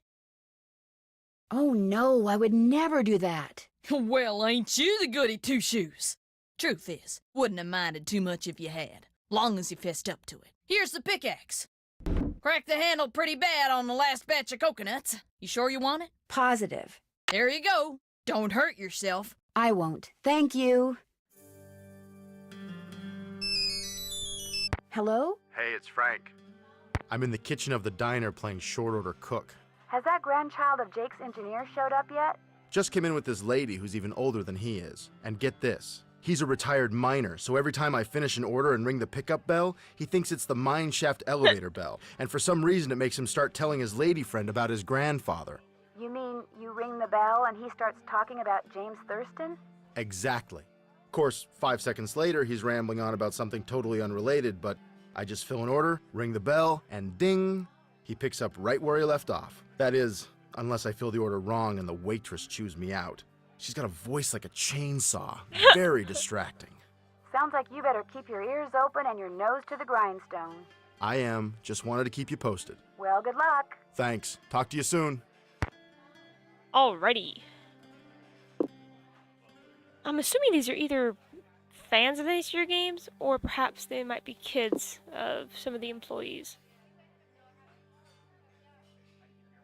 working at her interactive. Volcano burger. Onions, jalapenos, hot mustard, bacon, and cheese. I remember this was a hard puzzle when I was younger because I had a hard time making out what some of the ingredients were. Hot mustard, bacon, and cheese. Hey, what did you do, Frank? Just threw them in the air? Okay, I think that's good. There we go. So do you know what you want to order yet, Edna? I'm still looking. Did I tell you that my granddaddy was the engineer on a private train owned Lettuce, by tomato, one of the pickles, richest mayo, men that ever passed through Copper Gorge? Jake Hurley was his name. Yes, sir, my granddaddy was Jake's private engineer for more than 25 years. Told my daddy that men don't come any crazier than Jake Hurley, or any nicer. Treated my granddaddy real well, and told him stuff. Real important stuff. Stuff he made my granddaddy swear to never ever forget. Stuff that my granddaddy told my daddy, and that my daddy told me. Why don't you get the egg salad, Edna? Eggs are back to being good for you, you know. Seems like just last year all those scientific types were saying your arteries would clog up if you so much as looked at an egg. But nowadays, well, all of a sudden eggs are chock full of vitamins and proteins, and eating them's not only okay, it's what they recommend. They should either make up their minds or keep their mouths shut. Make eating more pleasant, that's for sure. Hey, this isn't right. Oops. What's the matter with you back there? Can't you read? Do the order over and do it right, okay, Einstein? Hey, take it easy on the poor fella, Sally. If he quits, you'll have to cook. Then what'll we do? Actually, that was pretty good. But I thought I did all of it. I did lettuce, tomato, and I did pickles, mayo, and ketchup. That doesn't make any sense. That doesn't make any sense. That was it. Huh. Yes, That was sir, weird. Jake Hurley told my granddaddy things he never told another living soul. Not even his wife. I tell you about her, Edna. I don't think so. Camille was her name. Camille Boulet. That's French, you know. Of course, she died so young that poor Jake didn't have time to tell her anything. According to my granddaddy, one summer day she had a dizzy spell and fell and hit her head. She didn't take well to the heat, see? And sometimes in the summer, when they were going through the desert, why, that train'd be just like an oven. Anyway, Granddad said she got right up afterwards and seemed okay. But a couple hours later, Jake found her in her room, dead as a doornail. Now there's another expression that kind of makes me wonder. Dead as a doornail. How can something be dead if it was never alive to begin with? And why a doornail? Why not something else that begins with a D? Like dish rag or dust mop. Dead as a dust mop. That's kind of got a ring to it, don't you think?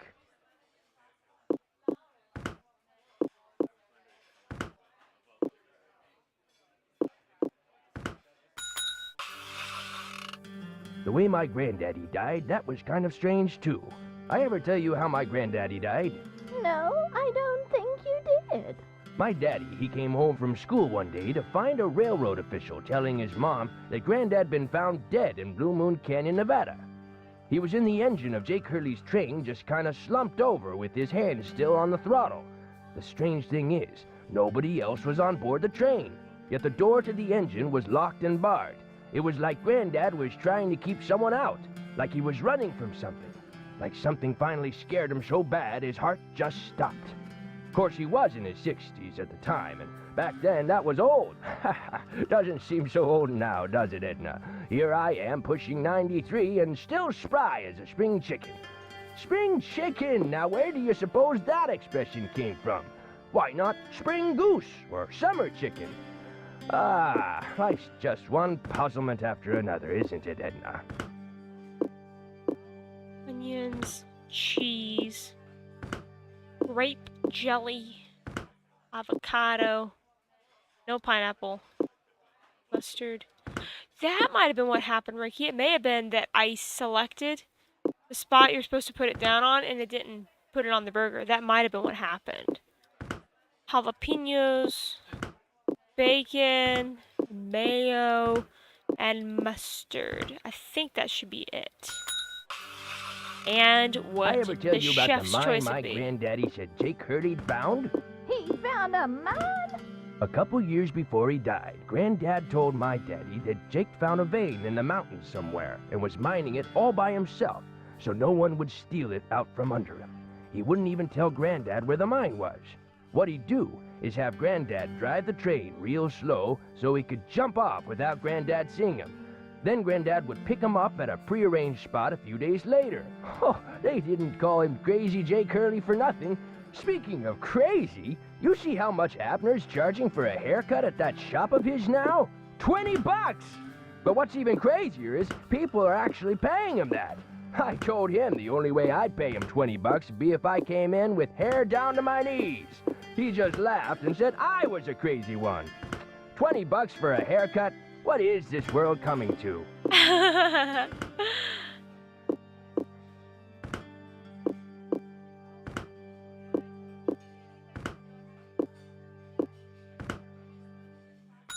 But the craziest thing Jake Hurley ever did was tell Granddad the secret to finding his mine. He made him swear to tell it to my daddy and nobody else. Eventually, my daddy, he told me, and it was so bizarre that I remember it to this day, though I sure don't understand how it'd help anybody find his mine. But since my daddy didn't tell me not to tell anybody, this is what crazy Jake Hurley told Granddad, word for word. The eye of the tiger is fixed on a star. Zircon lies in fingers that scar. Amethyst floats in a hand from the deep. Citrine is what the foul mouth shall keep. Tourmaline by a soft arm is ensnared. Peridot rests at the foot of the mare. The eye of the tiger is fixed on a star. Zircon lies in fingers that scar. Amethyst floats in a hand from the deep. Citrine is what the foul mouth shall keep. Tourmaline by a soft arm is ensnared. Peridot rests at the foot of the mare? Frank, are you sure that's what he said? I'm positive. Are you sure that's all he said? Look, this guy was old, okay? I mean, we're talking Jurassic. Oh. And guys that old don't joke around. They don't have time to. What you just heard is what I heard, word for word. Got anything else? I almost forgot. You gotta check this out. It's just an old letter, Frank. You bet it's an old letter. From Samuel Clemens. Oh my gosh, where'd you get this? I found it in the caboose. Apparently, he and Jake were pen pals. Wish I had a famous writer for a pen pal.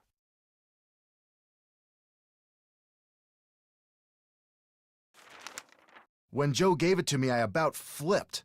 I know I should turn it over to Lori, and I will, but it's just so darn cool. I still don't see what the big deal is. I mean, it's not like it's from Mark Twain or anything. Oh boy. What? Talk to you later. If you need anything, just let us know. I just love how they just stand there awkwardly, staring at Joe. Alright. Let's see, what should I say this as?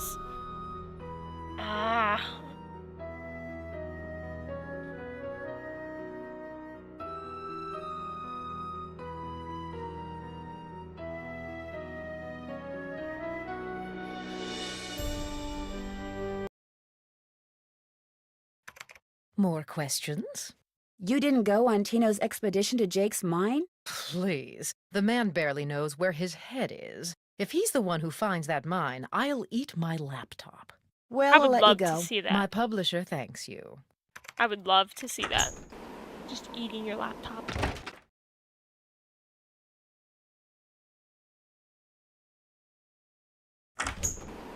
Oh yeah, I gotta do that rubbing on the pillars in the crypt.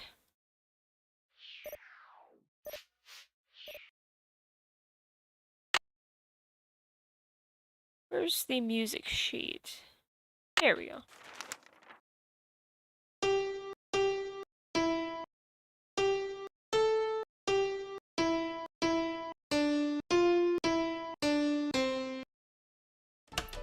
Yeah! A spyglass. I'll bet it's the one I need for Jake's projector.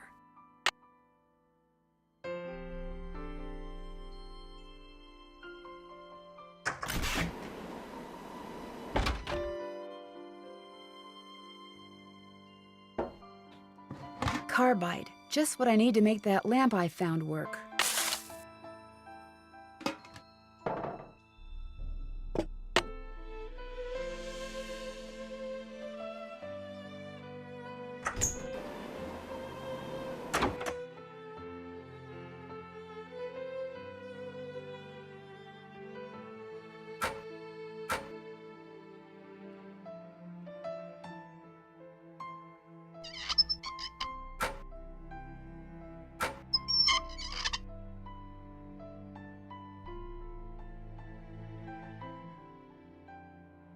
Hold on. I want to look at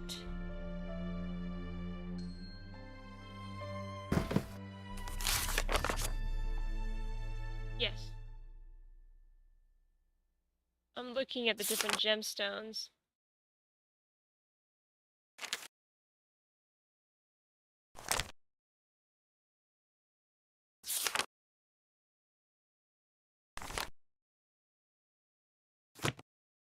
Okay. Now that I have the pictures of the different gemstones, I have a better idea of where to put them. Okay, so how did that go again? It was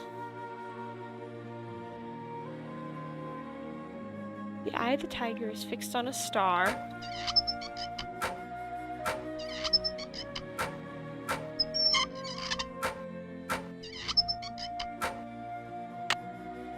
Eye of the tiger.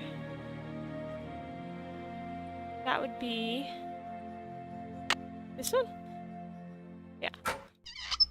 Zircon lies in fingers that scar.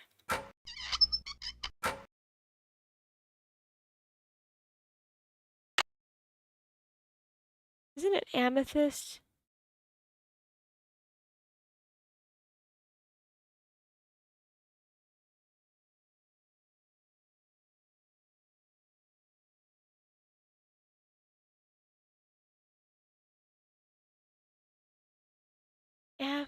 Was it tourmaline?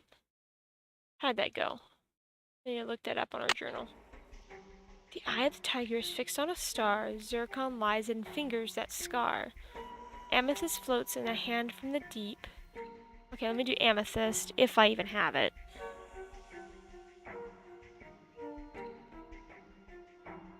Amethyst floats in a hand from the deep. Citrine is what the foul mouth shall keep.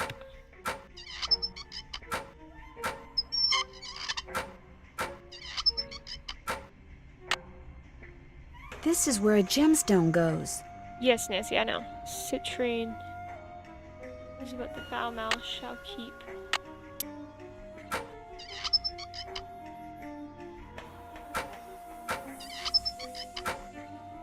Peridot? I think that's Peridot. Yeah. Peridot rests at the foot of the mare.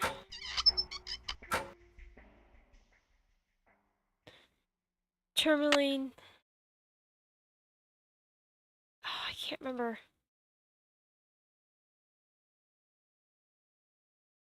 By a soft arm is ensnared.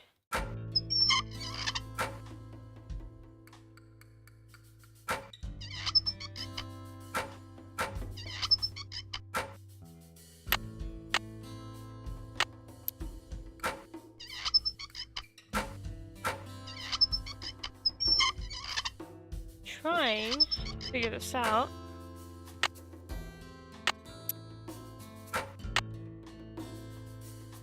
Terminated is by a soft arm is ensnared. Peridot rests at the foot of the mare. The eye of the tiger is fixed on a star. Zircon lies in fingers that scar. Zircon. Oh wait, did I get that wrong? Zircon.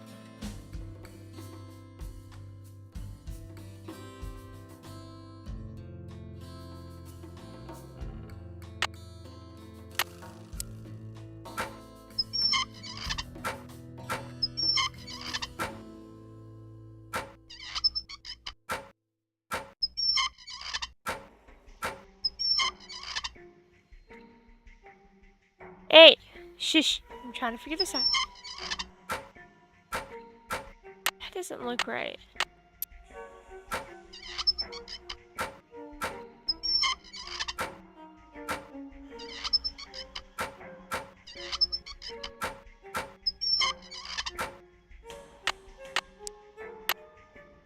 Okay, let me try that again.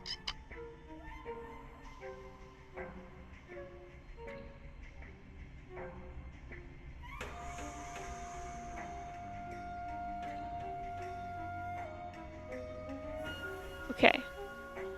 The eye of the tiger is fixed on a star.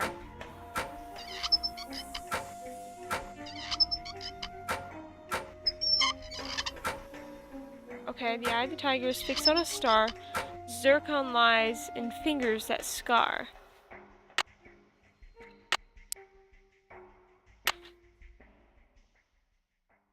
Zircon.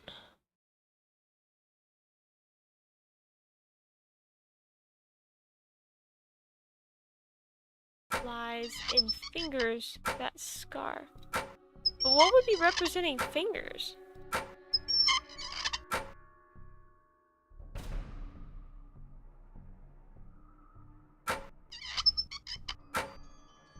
I don't know.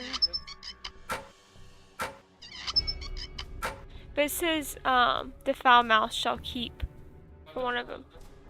I need to find the gemstone that goes here. Not this. I'm talking about the other thing.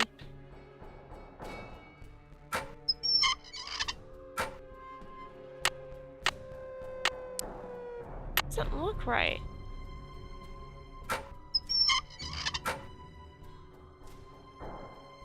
Citrine is what the foul mouth shall keep. Tourmaline by a soft arm is ensnared. Peridot rests at the foot of the mirror. The eye of the tiger is fixed on a star. Zircon lies in fingers that scar. Amethyst floats from the hand from the deep. Oh! Tourmaline.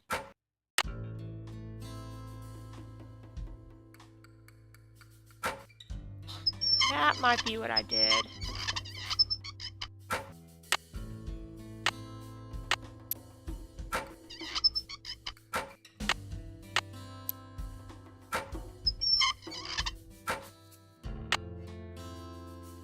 Nothing happened. The jewels must Okay. not be in the right place.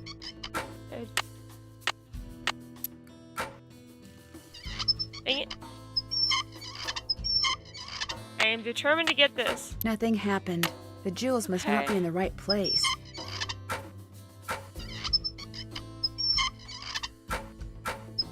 Okay, so the eye of the tiger is fixed on a star.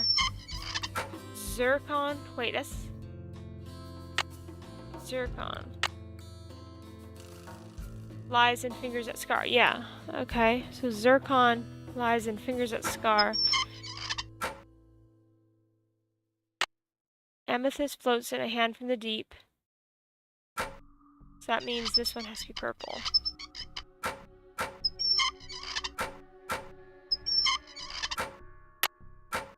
Amethyst floats from a hand from the deep.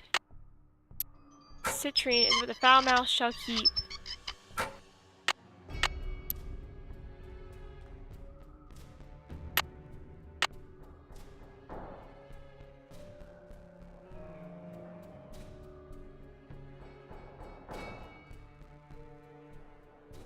Tourmaline by a soft arm is ensnared. Whoa! Looks like There I we did go. something right. Booyah! That only took like forever. Alrighty.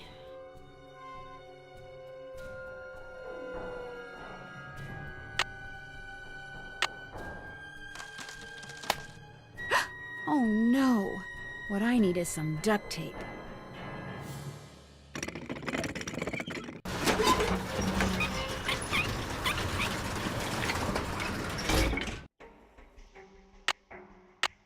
Okay, looks like that goes there.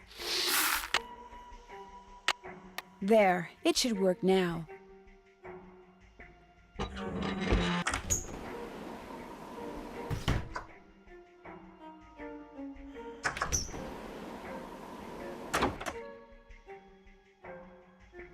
Mr. Gray! Hey, glad you stopped in. You gotta listen to this. If it concerns something ghostly, I'd rather not. No problem. What's up? I hear Tino took you and Lori for a little hike today. Don't remind me. Turns out Tino had no idea where he was going. Good thing for him, my fingers were frozen stiff. Otherwise, I would have strangled him. Would you by any chance have any duct tape? Got some right there in my gearbox. Maybe That's solving the good murder news. of The Tina bad news Balducci. is, I can't open the box. It's an antique lockbox that I found in this abandoned monastery I scoped out on my show last year. You can open it with either the key, which I just discovered I forgot to bring with me, or the combination, which you're supposed to be able to figure out just by looking at the box. Fortunately, I didn't put anything critical in there. I've never tried to open it without the key, but if you want that duct tape, go ahead and give it a shot. Thanks, I think I will. If you get it open, the duct tape's all yours. There's an image on each of those buttons. They tell a story, maybe? I bet the animals should start from the left shore. Okay. So left, left, left, left.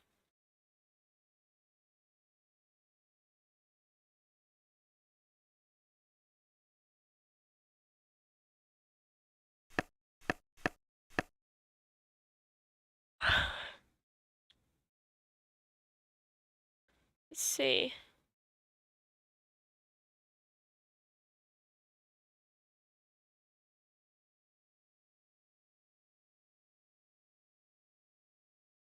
Okay, this is gonna be a little hard.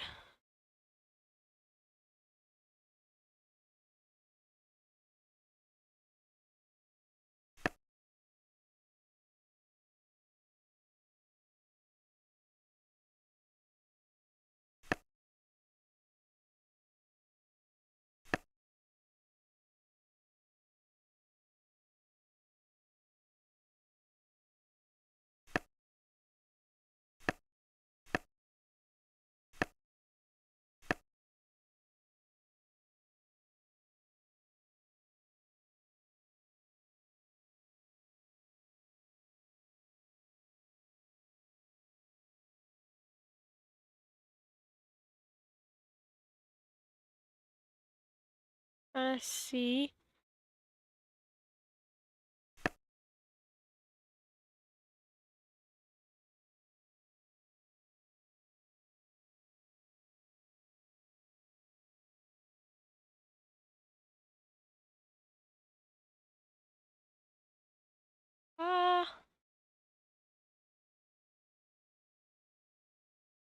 How do you think the story's supposed to go? She said starting on the left shore.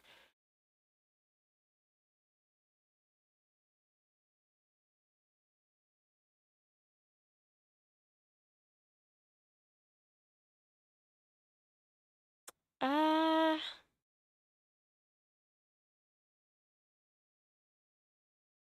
the would it be that?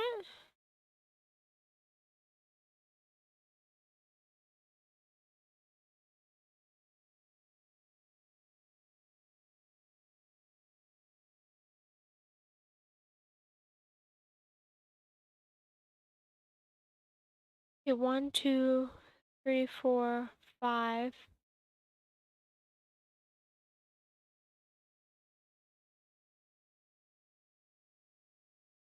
Huh.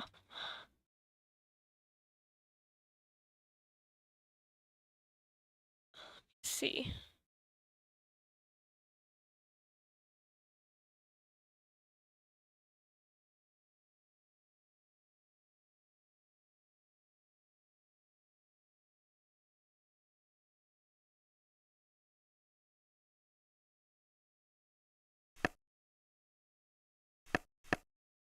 Okay, I looked up some of it. 2, 3, 4, 5.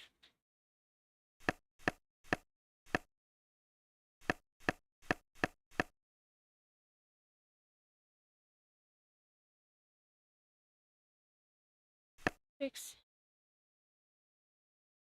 7, 8, 9. There we go.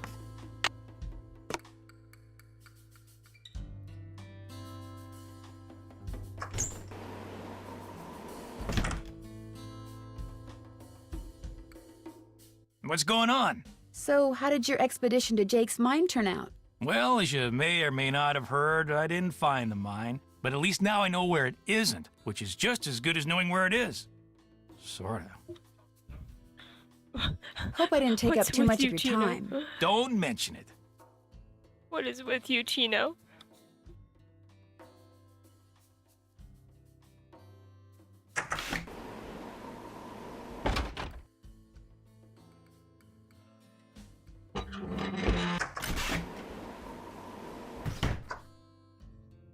Yes? I hear Tino took you and John on a trek to Jake's mine. Jake's mine, my eye. We went tramping through the snow, lugging all this equipment John insisted on bringing, and where do we end up? At this teeny tiny, half-rotten, tumble-down outhouse. He led you to an outhouse? Well, he said it was the opening to a mine shaft, but then John said if it was, shouldn't the hole be going into the mountain instead of just down? So they stood there arguing until Tino finally grabbed a shovel, went inside, and started digging. What he found was definitely not gold. What did John say? He called Tino a moron, and a whole lot of other things I'd rather not repeat. Oh, that's not good. I hear that Tino and you used to be an item. How did you know that? I'm a good detective, remember? We went out a couple of times, yeah. As for why we stopped going out, you'd have to ask him. We'll talk some more later. I'll be waiting. I love that. They're two bumble brains in love. It's just funny. Definitely perfect for each other.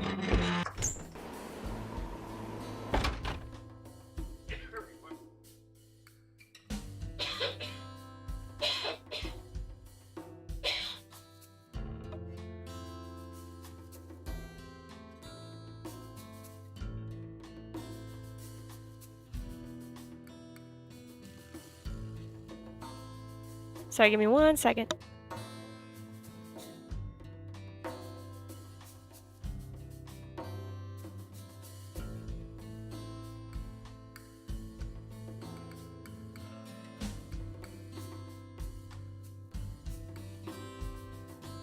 Sorry, give me 1 second.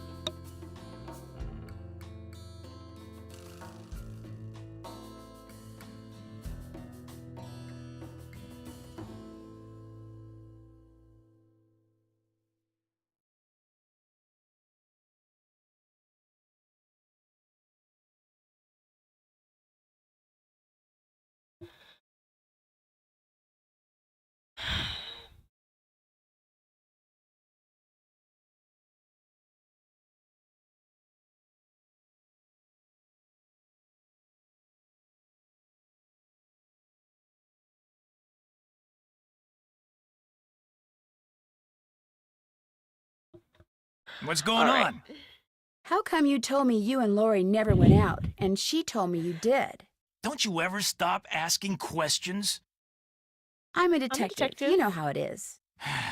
I dumped her, okay?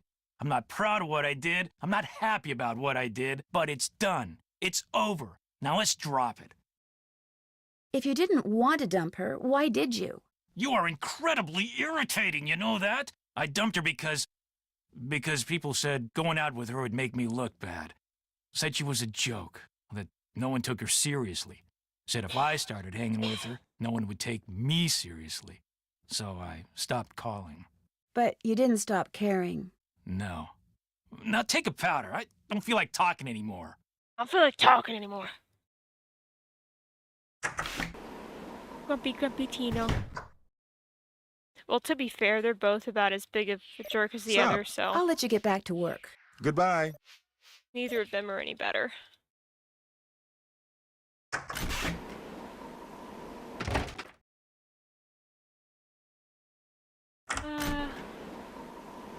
Actually, I'm a little confused More on what we should do questions? next. I should get going. My Oh, publisher yes, I know thanks now. you. We'd have to go to the crypt to be able to go... Hey, how's it going? Talk to you do later. The, rubbing Sounds good. thing. There we go. Creepy crypt keeper. Creeper. Alright, so I already did that on her grave, and so now I'm doing the rubbing on here now. And there we go.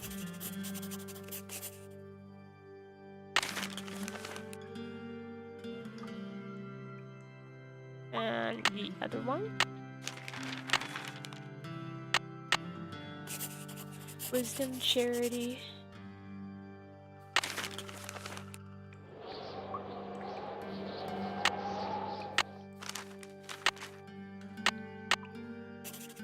Purity. I think I'll be finished by 10. Probably not.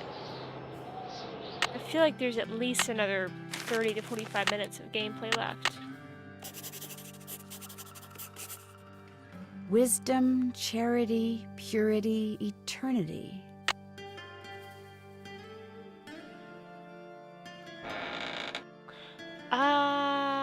Let's see. Yes, here we go. The pipes. Now, yeah, I mean, it's possible, but I honestly An don't eagle. know. Where else have I seen an Realistically, eagle? it'll be at least another 45 minutes.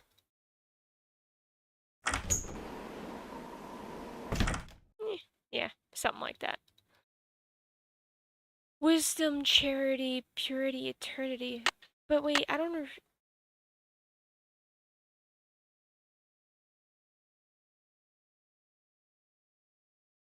Oh, is it the Is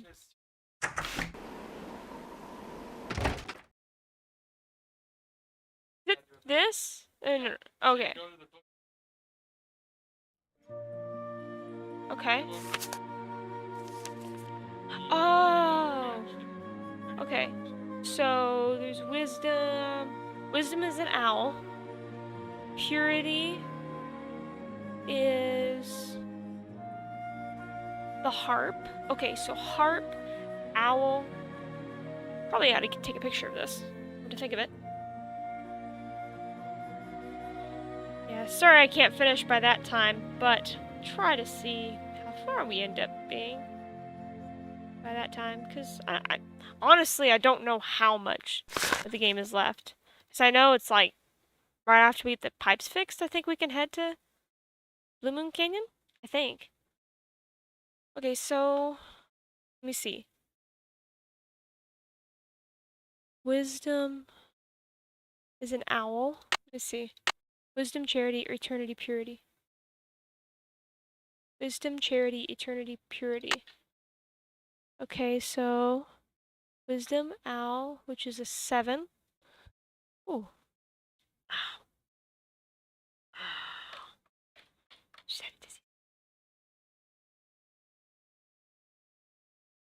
Sorry about that. Wisdom is an owl. Wisdom, charity. Wisdom, charity.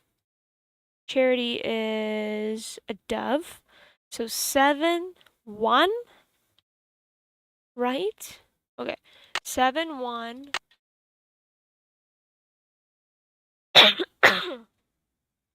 Purity is the harp.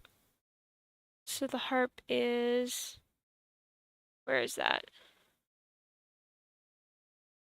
The harp is 3. Okay. So 7, 3, 1. And then wisdom, charity, eternity, purity. Eternity is a crown. Okay. Is that the crown? No, that can't be a crown. This would be the crown. Okay, so 7, 3, 1, 6. But which order is that in? Okay. Let me do this. I'll take a picture. That. And then that. That way. I can just put that way instead. There we go. Alright, now back to the sleeping car, and I went the wrong direction. My bad. I really wish they would update these games. The graphics, holy cow, that would be awesome. Okay, so top left, top right, bottom right. Okay, top left, bottom left. So that would be wisdom and wisdom and charity. Okay. So wisdom was 7, charity was, I think, a dove. Okay, so 7, 1, either 3, 6 or 6, 3.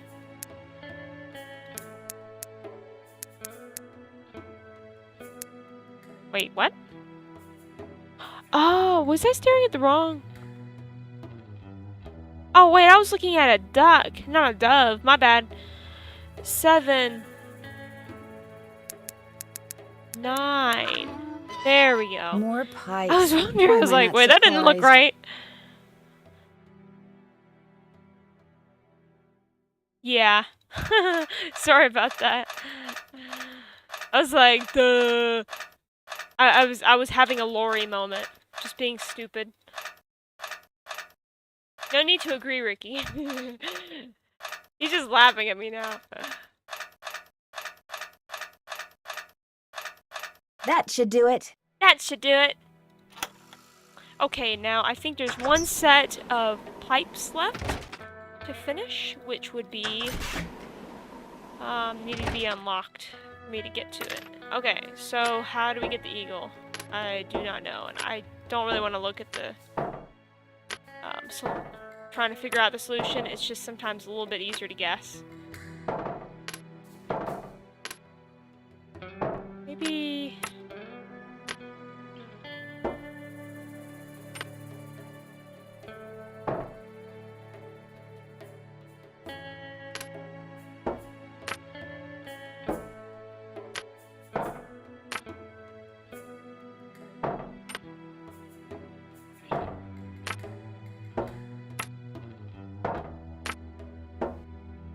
Wait, actually, can't I? The eagle says, is it a positive 2 I have to get for the eagle? I just looked at the thing on there. No.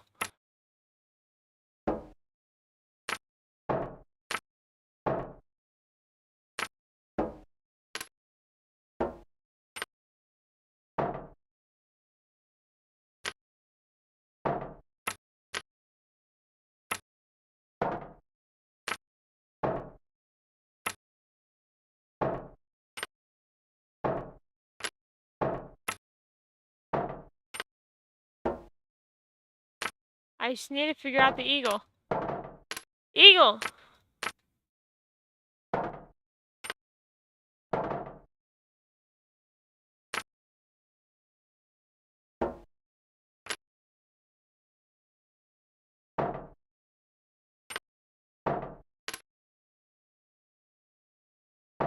Feel free to chime in the answer if you know it.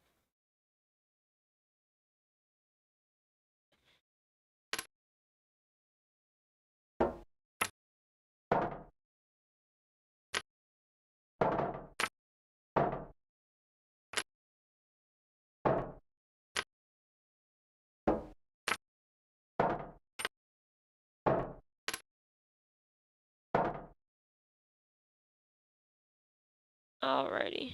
Let me see if I can look this up.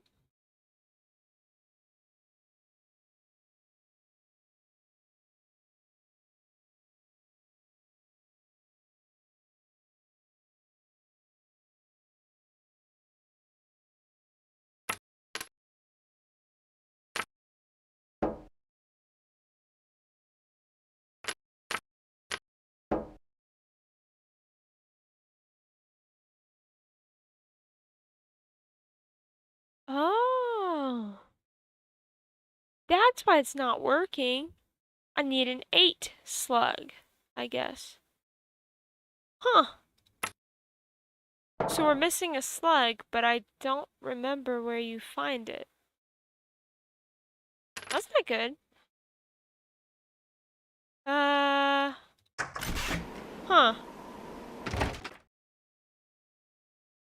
Possibly missed something in here? We did! Aha! That explains it. There's no way I would have been able to have gotten the answer without it. Okay, okay. Well, unfortunately, I already found out the answer, so I can't go guessing anymore.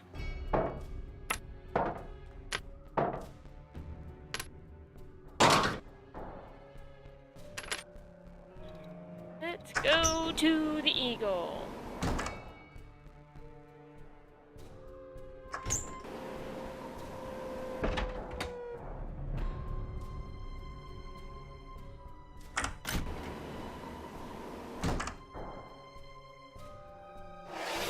And naturally, we have still more pipes. Woo!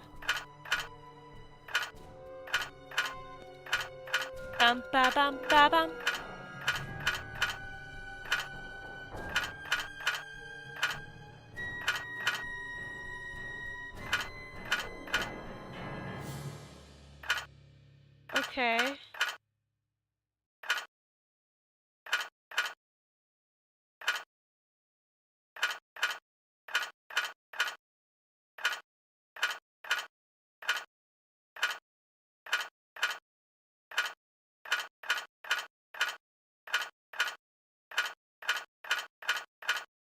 There, that looks right.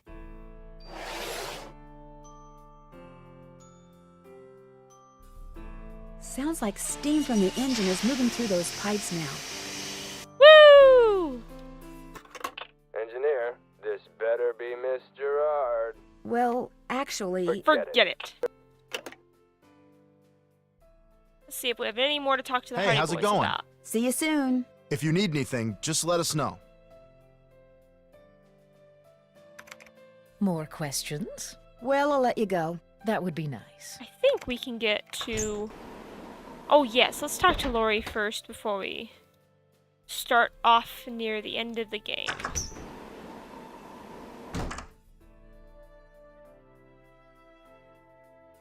What's up? Well, I'll catch you later. Come back anytime.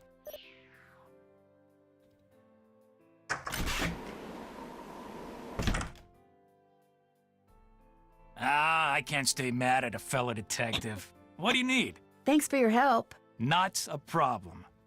Not a problem.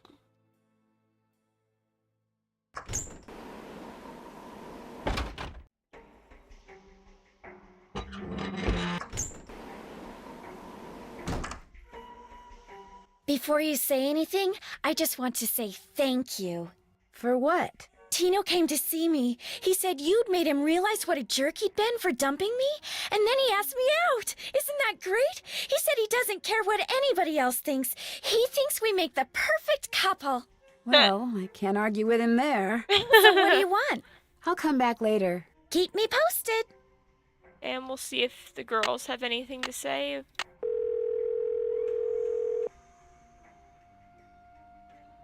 Hello? Hi, Bess. Hey, what's going on? Talk to you soon. Okay. Well, George, back to work.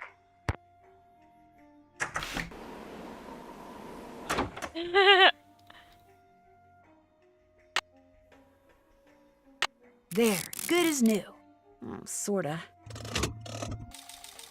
Yep.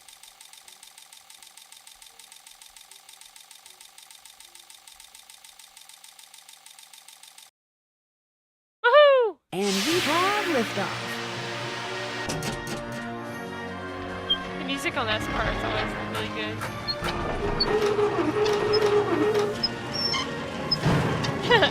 The whole train explodes and Lori's in the caboose and Nancy's just flying off into outer space. Wow, that'd be a mess.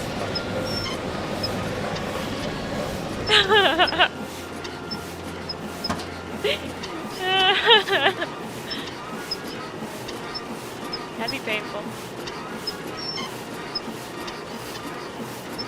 Although Deirdre would enjoy watching her fly in the air.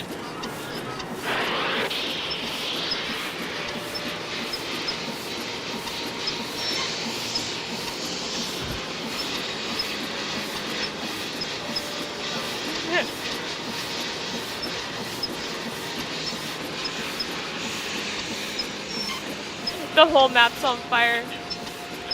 Whoosh! That's where Jake's mine is. Brimstone Canyon. You play now. Playing the end of the Don't you game. look all excited. What's up? Think We I are know where excited. Jake's mine is. Tell the engineer to head for a place in Nevada called Brimstone Canyon. Way to go. I knew you could do it, Francie. Not Francie, Nancy. Here's the deal. When we get there, I'm going to make sure that you get to be the first one to check out the mine. I'll call everyone together in the dining car, and while we're in there, you slip off the train. Will 10 minutes be enough of a head start? But here's the thing, we're pushing you off the train You don't have first. to give me a head start. Think of it as your reward. Of course, anything you find in the mine is, well, mine. So if I find out that you've taken something without telling me, let's just say things could get ugly. But the thing is, her dad owns the train, I not wouldn't the get your mining. hopes up too high. The mine might be totally worthless, you know. I know, but I have the feeling that thanks to you, we are about to discover something huge. Great job, Amy. Thank you. What, Mom? Great job, Amy. Way to go, Nadine. High five, Team Hotchkiss. Prudence throughout the fun! Nothing true! What are we doing at the mining place? Sounds like the train's Why is leaving. the train What's it leaving? doing? Well, The Hardy Hank and Joe boys will have make sure left it comes us. back for me. Everyone else. I hope. All alone. I think I'm losing my mind.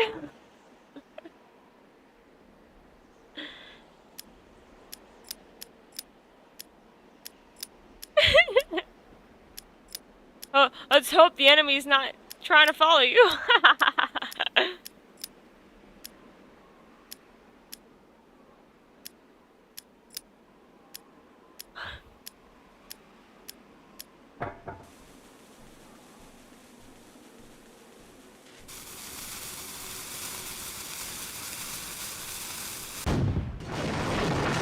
Whoosh!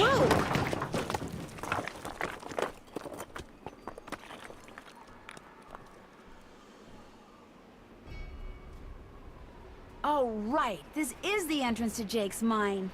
Whoa, what's going on Hallelujah. here? Jake's color wheel seems to be pointing toward purple. Wow, glowing lizards. Cool. But Leaping weird. lizards.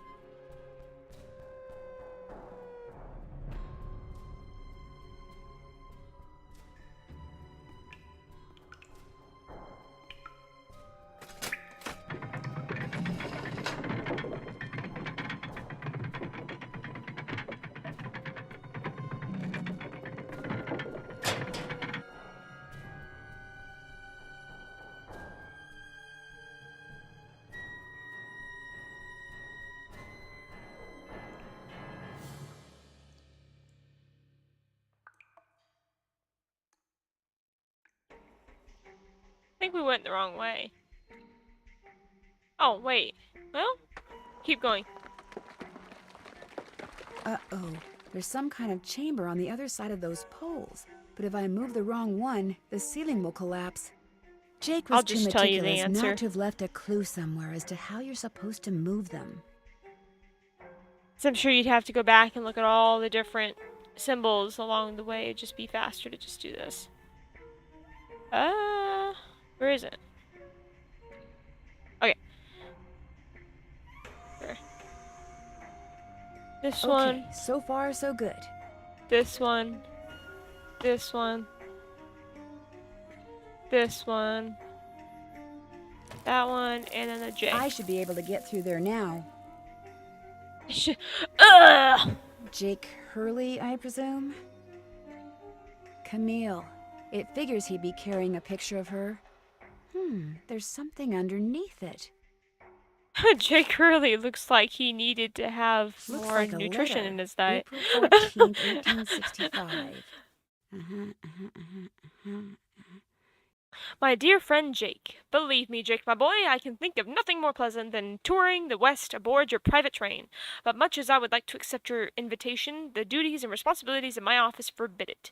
I cannot leave Washington until this terrible war is over and the states are united once more.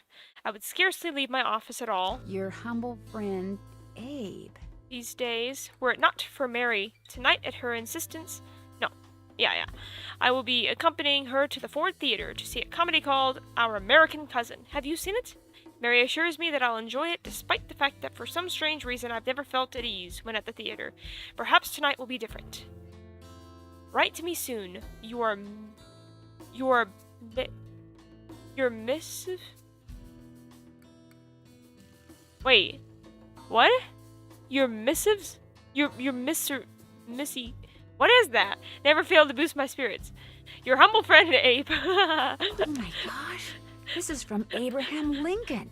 And April 14th is the day he was assassinated. This letter must be worth a fortune. Yeah, Ricky was really pointing out the fact that Jake Hurley does not look good. See, what I didn't Don't tell be you like when I this gave you guy. that letter Jake wrote to Ruth is that I also found his diary. Eat your fruits and which is veggies, how kids. I found out he'd gotten to be friends with President Lincoln, and that he'd gotten a letter from Abe that he knew would be so valuable someday that he always kept She it on looks his like person. she didn't know what to wear. Like she's ready for Sure. the cold and wants to go to See, France I all knew at the if we same could time. just find Jake's body, we'd find the letter. And With you that did it, Amy. You did French it. hat. I'm going to be famous. Good famous for once. So you never really cared about finding Jake's mine? Nah, I mean, it would have been nice if it was filled with gold and silver and stuff, but this is what I was really after. And you followed me because you didn't trust me? I trusted you to find it. I just didn't trust you to give it to me. And now that you have, you know, I'd really, really be famous if I could say I found this all by myself. But even if I got you to lie for me, how do I know you'd keep lying? Oh my gosh. What if there was like this cave-in and we were trapped, but I was the only one who made it out? Excuse me? Oh my gosh! That way I could not only say that I found the letter, but that I tried to save you. Only you did something stupid, and it was all I could do to save myself. Oh my gosh! I'd make the national news for sure, and people would say I was smart and resourceful and courageous even. Lori, No, you can't be nobody would serious. ever think That's that, Lori. crazy. You don't understand. People are finally going to respect me. I have to do this. Sorry. Oh yeah, the Hardy Boys would have known instantly she was the problem. The opening's blocked. I'm trapped. It'll take forever to dig Trapped? through those rocks. Do There's you gotta see be that another big way out of flippin' here. hole over there? Right there? You could just push the couple of rocks out of the way. Ah! Maybe I could get out of here in this. Like Michael says, gravity does not work like this. Hey, Frank, Joe, what do I do with this dead body? let's kill ourselves. Oh, come on.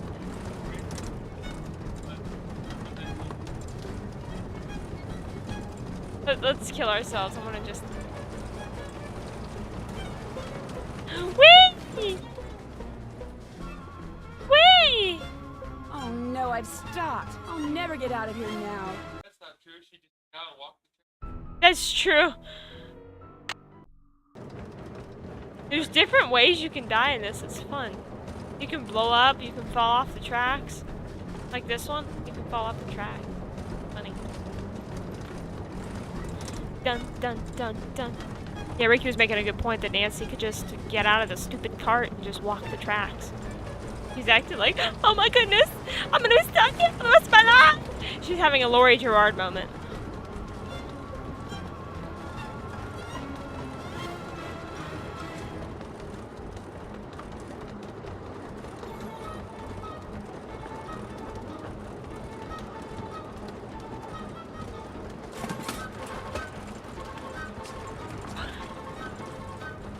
This is Nancy's Need for Speed.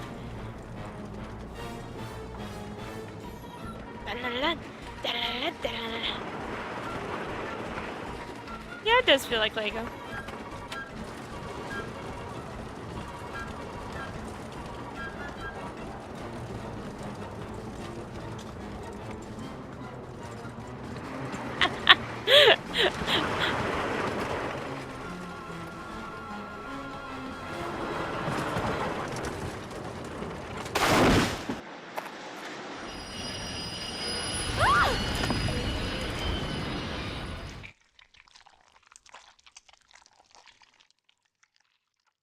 Lori, are you all right? Nancy, is everything okay? It is now. As soon as we discovered you and Lori weren't on the train, we jumped off and hightailed it back here. What the heck's going on? I'm sure Lori will be glad to tell you all about it. Darn you, Natalie. It's Nancy. Dear Hannah, some hostess Lori Gerard turned out to be. When her father heard that she'd tried to seal me up in that mine, he canceled all her credit cards and said that from now on, Lori'll have to support herself. She has yet to stop crying. Tino Balducci told reporters that he knew what Lori was up to all along, and said he let Frank, Joe, and me solve the case so we amateurs could enjoy his limelight. Joe was just about to belt him when a big argument broke out between John Gray and Charlena over whether John had really recorded Camille's ghost. She started calling him a crackpot, and then he started calling her a hack. Then, well, let's just say everybody in that this Press was game is no a longer jerk. interested in what Tino had to say. As for Jake Hurley, it turns out that his letter from Abe Lincoln is worth a small fortune. Pretty ironic, huh? Jake spent his whole life searching for gold, when all along he possessed something far more valuable. His uncanny knack for making friends. Love, No. Nancy. Mushness meter at 10%. Not 10%. 100%. Hey, Sassy Detective! Congratulations on cracking the case! You've been awarded the title of Candy Dancer Award for being such a whiz when it comes to we danced like once. Yeah, but still. Have Oh, you ever goodness. been to Paris, No! France? Well, I didn't want to preparez-vous, start because that's where my next okay. mystery adventure takes I've place. seen this preview like I'm going to 1,000 be times. assistant to Minette, a famous fashion designer. I'll be working Oh, undercover right. to find out why she's been acting so peculiar. That actually didn't take us Throwing very long. tantrums, firing people. She's even started wearing a mask for no apparent reason. Her studio is in this spooky-looking, centuries-old moulin. That's French for windmill. Of course, that doesn't have anything to do with her strange behavior. Or does it? One way to find out. Help me solve my next case. Danger by design. À la prochaine. Alrighty. Another game down. Well, thank you, Miss Jenny, for watching, and I hope you have a good rest of your weekend, and I will see you next week when we do another game. So, goodbye.